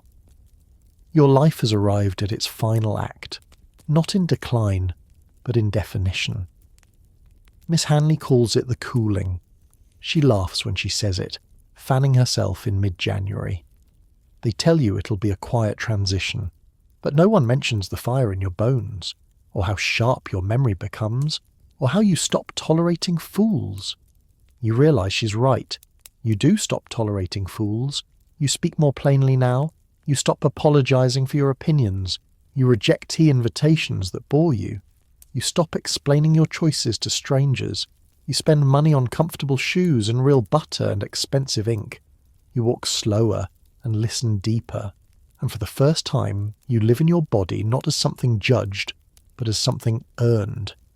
You begin writing about aging, not in the way men do, triumphant, full of metaphors about autumn harvests and golden years, but honestly. You write about what it's like to sweat through a lecture, to feel rage rise without warning, to ache in places you didn't know had names. You write about walking into a room and forgetting why, about forgetting names, about remembering the wrong things at the wrong time. But you also write about the freedom, the shedding of the corset, not just fabric, but expectation, the joy of not being looked at, the power of finally being left alone and choosing who to let in. Other women write back. They call it the Great Quiet. They say, "I thought I was the only one who hated the metaphors." They say thank you for making this feel like a beginning instead of an ending. You smile, because it is. Not an end, not a fall, a return to yourself. You start rising earlier, not because you must, but because you can. There's a calmness to the morning now that you never noticed before. Not the urgency of your younger years, or the tight scheduling of your midlife routines. Just breath, light, time. You no longer rush to pour tea before anyone wakes. You no longer rehearse your opinions before saying them aloud. And when someone younger calls you dear, you correct them. Not harshly, just firmly. You say, not dear, just me. And they blink, unsure how to respond. That pleases you. Your reflection changes too. You used to check the mirror in half light, turning slightly to catch a more flattering angle. Now you look head on, lines carved by laughter, eyes softened by use. Your mouth, once pressed into politeness, now relaxed into something wiser, less ornamental, more yours. Margaret visits more often now. Her hair has gone fully silver. Her hands ache when it's cold, but her eyes, still fierce, still bright. You walk together along the riverbank wrapped in wool shawls, exchanging thoughts, quoting paragraphs back to each other from memory. You no longer talk in metaphors. You say what you mean. Sometimes, she says one morning watching swans glide past, I think the only thing keeping the world sane is a handful of sharp women who no longer give a damn about approval. You laugh. We should put that on a banner. And perhaps you should. You've outlasted the labels. Spinster, old maid, dependent, leftover. They no longer stick. You've replaced them with new ones of your own choosing. Writer, reformer, witness, architect of small worlds. You have built a life without ceremony or headlines. One letter, one page, one act of quiet rebellion at a time. And now, with each passing year, it feels less like a consolation and more like a masterpiece you've etched slowly with the dull knife they left you. You think of your friends, some still here, some gone. Miss Potter, humming as she organises her books in rainbow order. Miss Hanley, wrapped in 3 shawls in the middle of August, declaring her latest theory about God being a woman with a bad temper. Edith, still dreaming of buying a bicycle, even if her knees won't quite allow it. These women were not minor characters. They were not delays in someone else's story. They were the story. And so were you. One evening, you returned from the market to find a girl, barely 20, waiting on the boarding house steps. She's clutching a pamphlet with your pen name on it. She asks if it's really you. You nod, and she doesn't say much, just holds out a folded piece of paper and whispers, I think I might be one of you. You open it later. It's a poem, tentative, shy, but true. And you write back. You don't have to become someone else to matter. You already do. Welcome. You realise in that moment that aging is not a closing. It's a passing on. Not of burdens, but of strength. The world never gave you a roadmap. But you walk the terrain anyway. And now, the next woman will find your footprints and know she isn't lost. She'll know she's arrived. There's a peculiar dignity in being overlooked. At first it stings, when you're younger and still craving a glance, a nod, a hand lingering too long on a glove you dropped. But then, as the years pass, it becomes something else, a sort of freedom. You move through streets unnoticed but unburdened. You sit in rooms where no one expects you to dazzle, so you listen instead. Closely. More closely than they'd like, if they knew. And you begin to notice the invisible machinery behind everything. You see how the shop girls stiffen when the manager walks by. You see how the wives fumble with their words when speaking of money, afraid to admit they don't manage any. You see the glances exchanged between two women at a market stall, flickering, charged, never spoken aloud. They all believe no one is watching, but you are.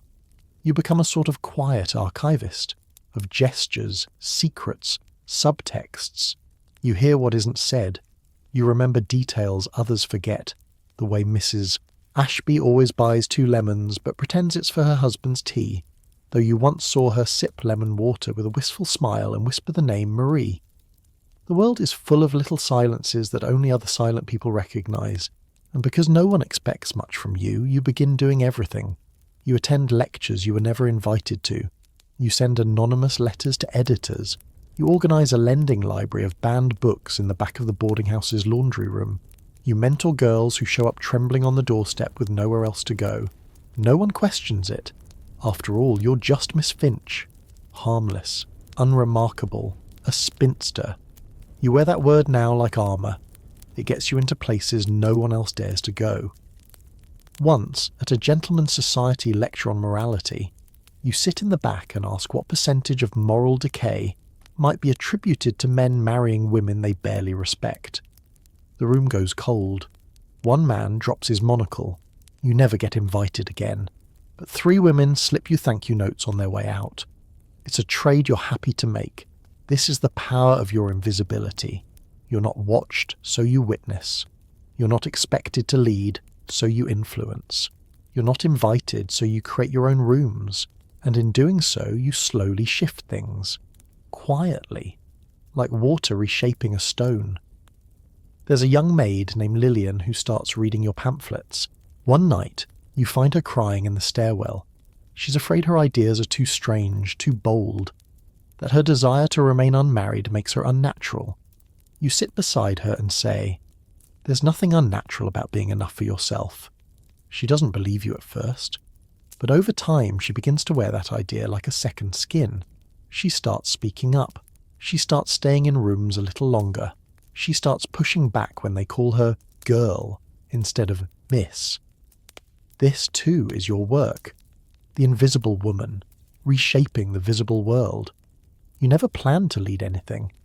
That was the beauty of it, really. No campaign, no committee, no grand speech beneath a gaslight chandelier. Just the steady accumulation of choices. Speak when you could have stayed quiet. Stay when you could have walked away. Write when you could have swallowed the words. But somehow, these quiet decisions become momentum. The boarding house, once just a haven for the overlooked, begins to buzz with something else, something larger. Women arrive with stories, not just sorrows. A teacher dismissed for distracting the girls with ideas. A widow refusing to remarry. A printer's apprentice who signs her name without shame. You notice the change in how they sit, how they listen, how they laugh with their whole throats, not just behind gloved hands. There's a lightness, but also a purpose, a secret current, pulling you all in the same direction. You call it the parlour movement. Not out loud, of course, just among yourselves. A joke at first, the revolution shall be embroidered in floral thread. But soon it becomes something real, real enough that you keep a ledger of who's spoken, what stories were shared, what books were smuggled in. You begin documenting everything, not for publication, for preservation, because you know what history does to women like you.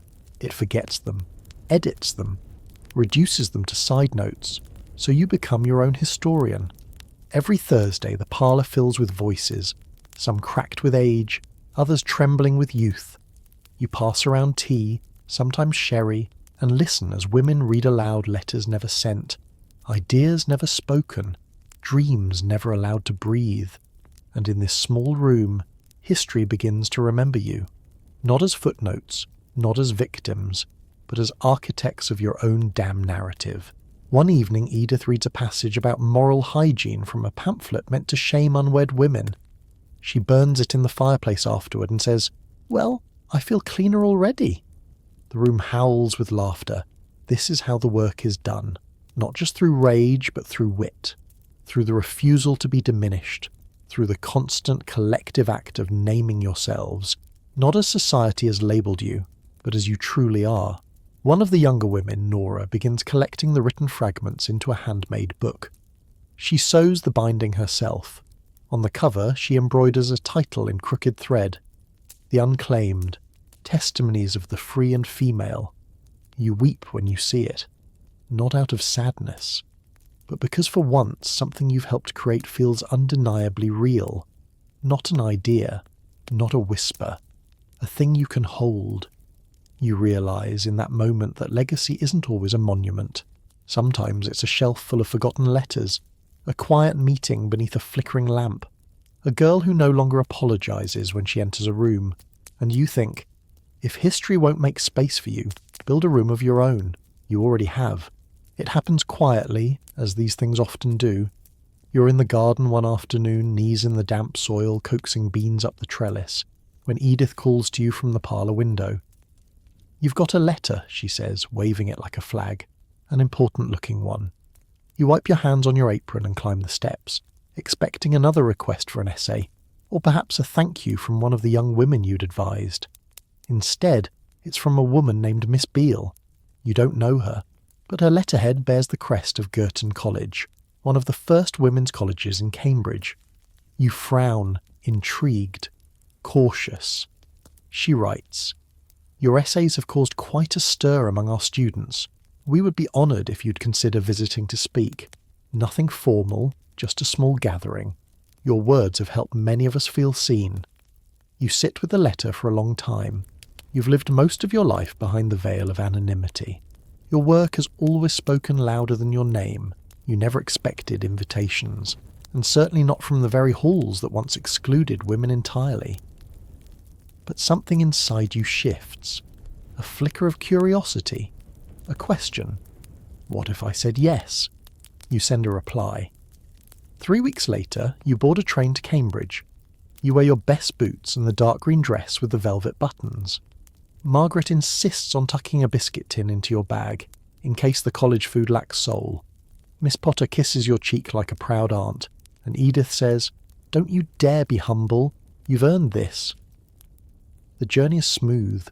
You gaze out the window at the countryside, remembering a much younger version of yourself staring at similar hills, wondering if there'd ever be more to life than whispered judgments and empty afternoons. You arrive just before sunset. Girton is beautiful. Arched windows, ivy-covered walls, wide courtyards full of chattering students in long coats and ribboned hats. A young woman greets you at the station, breathless and wide-eyed. "Miss Finch?" she asks, as if unable to believe you're real. You nod, smiling gently. "Yes, I'm afraid I'm very real." Boots and all, she laughs, and you walk together to the hall. That evening you sit in a drawing room filled with women, dozens, students, tutors, young spinsters, widows, reformers, notebooks in their laps, eyes full of expectation and knowing. You weren't sure what you'd say. But as you begin speaking, the words come easily. Decades of silence untangled at last. You speak of loneliness as both prison and teacher. You speak of invisibility as a veil that becomes a shield. You speak of building community not through noise but through notice, by seeing each other fully. They listen, every one of them, not with the polite detachment of gentlemen audiences, but with hunger, with heat. When you finish, the room is silent. Then someone claps, then another, and then the whole room erupts, not in applause for a performance, but in recognition. They have heard themselves in you. And in that moment you understand something new. Your life was never small. It was just quiet, and now, finally heard. They ask questions, of course, eager, tangled ones. Do you ever regret it? Did you choose this life, or did it choose you? How did you know your voice mattered? You answer honestly, without pretending to have it all sorted. You say, I didn't know. Not at first. I only knew that silence was worse. You say, there were days I longed for something simpler, but longing and regret are not the same. And then you say, the world may not have built a path for women like us, but we walked anyway. That's the legacy. Afterward they surround you, not with reverence but with recognition. Some want to shake your hand, some just want to stand near. One presses a folded note into your palm and whispers, thank you for making me feel like I'm not broken. You don't cry, but the feeling is close. Not sadness, not even joy, just completion. You return to the boarding house the next evening. Margaret has made a pie. Edith's got the kettle on. Miss Hanley's dozing in her chair with a book on her chest titled Men and Other Mistakes. Nothing has changed, and everything has. You sit in your room and notice how different it feels now. Same walls, same creaky window, but the world outside has shifted. A little. Just enough. You've added your voice to the chorus. You've become part of the thread women will follow long after you're gone. You begin writing again, this time with less hesitation. You revise your older essays, not to soften them, but to clarify. You include the names of women you once protected in anonymity. Now they want to be known. Now they demand to be counted. Your pamphlets begin circulating again, this time under your real name, not as Miss Finch of Rosewood Boarding House, just you. One morning, you receive a small package, brown paper, string, no return address. Inside is a book, bound in blue cloth, gold embossed on the cover, Surplus No More, Writings from the Unclaimed. It's a published version of Nora's handmade collection. Someone, many someones, must have come together to print it. On the title page, there's a note. For the woman who taught us that being unclaimed is not a curse but a calling. You trace the words with your finger. Later that week, a girl you've never seen knocks on the boarding house door. She's holding the book close to her chest. She asks if there's still room for one more. You smile. There's always room. She follows you down the corridor where the others are already gathered. Tea is steeping, letters are being folded, ideas are being born, and you think, not with pride, but with peace. The world wanted me small. I gave it something quiet instead, and that quiet echoed. You never had a monument. No bronze statue, no marble plaque, no line in a school book with your name underlined. But then again, you never really needed one, because every woman who came through your door carried something forward. Not just your words, but your way of being, your insistence on gentleness with a backbone, on silence as a tool, not a prison, on dignity that didn't require a husband's name to legitimize it. The boarding house, once just shelter, has become a kind of archive, not of relics, but of possibilities. The parlour walls are lined with books now, some written by you, some by women you mentored, some by those who once hid poems in coat pockets or scrawled verses on paper torn from grocery lists. Even the laundry room has stories now. You sometimes wander the halls at night, hand brushing the old wallpaper, remembering. The giggles from room 7 when Edith tried on trousers for the first time. The thud from upstairs when Miss Hanley's makeshift printing press jammed and exploded ink all over the ceiling. The sharp slap of cards on the table when the women discovered poker and became ruthlessly competitive. You remember the quiet, too. The letters burned. The words unsaid. The grief that lingers even in freedom. You carry those too, not as burdens, but as testament. Because liberation, you've learned, is never tidy. It comes with mess and mourning and missed chances, and still, you chose it. They once called women like you surplus, as if your value were determined by a ledger of marriages and births, as if the absence of a ring meant the absence of a life. But you've written another kind of arithmetic. You've calculated worth in letters sent, in friendships forged over tea and firelight. In the moment a girl reads your words and sits a little straighter, in every single woman who whispers to herself, "I'm allowed to exist like this."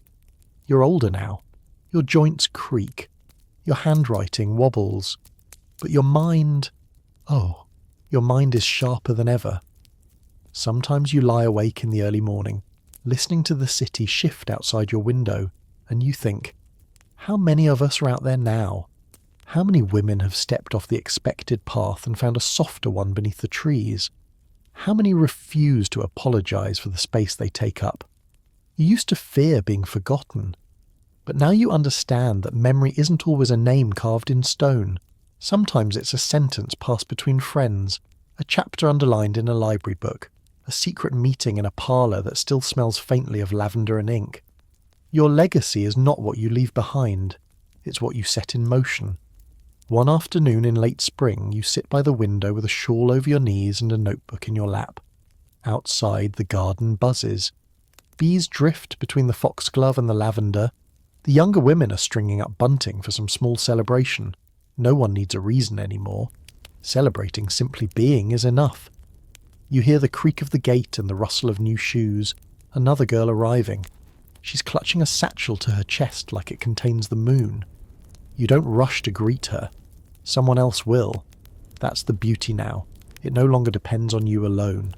You've become the root system, deep and unseen, but always there. In your notebook, you scribble a line you once read and never forgot. We are the daughters of all the women who could not speak. And now you add, and we are the mothers of all those who will not ask permission. It strikes you then how far things have come. When you first arrived here decades ago, the wallpaper peeled, the teapot leaked, and no one quite knew if survival could be beautiful. You didn't know if you were building anything lasting, or simply patching holes in a sinking ship. But this house, this life, has become more than patchwork. It's become a story, a revolution stitched in lace, a sisterhood built not on blood, but on belief. And now you feel the slow settling of peace. Not an end, just a soft hand resting on your shoulder saying, "You've done enough for today." Someone knocks gently and brings you tea, spiced with cinnamon and orange peel just the way you like it. You sip slowly. The sun warms your face. No medals, no headlines. But a whole world quietly reshaped by women who were never supposed to matter. And you think, just before you doze off, let the world call us surplus. We'll call ourselves sovereign. The room is quiet now. The fire has faded to embers, casting a soft orange glow that flickers across the floorboards. Outside, the world turns slowly, unaware perhaps of the lives that bloomed quietly in its forgotten corners. You're not alone in this silence. Across time, across cities and villages and lamplit parlours, there are women, many, many women, who once sat just like you, with ink-stained fingers and stubborn hearts, building something out of nothing. They may not share your name, but they share your rhythm, your courage, your refusal to vanish. Tonight, you rest knowing that what you lived mattered, not in loud history book ways, but in letters passed hand to hand, in girls who learned to read without shame, in the simple act of staying, when staying was the radical thing to do. So close your eyes, picture the lace curtains swaying in the summer breeze, picture the teacups rattling gently on their saucers as laughter rises from the next room. Picture the lilac blooming again in the garden, stubborn and soft all at once. Let the world outside soften into mist. You've walked a long road through quiet revolutions and hidden strength. Now it's time to lay it all down, just for a while. Breathe deep. You're safe. You are remembered. You are not surplus. You are the story.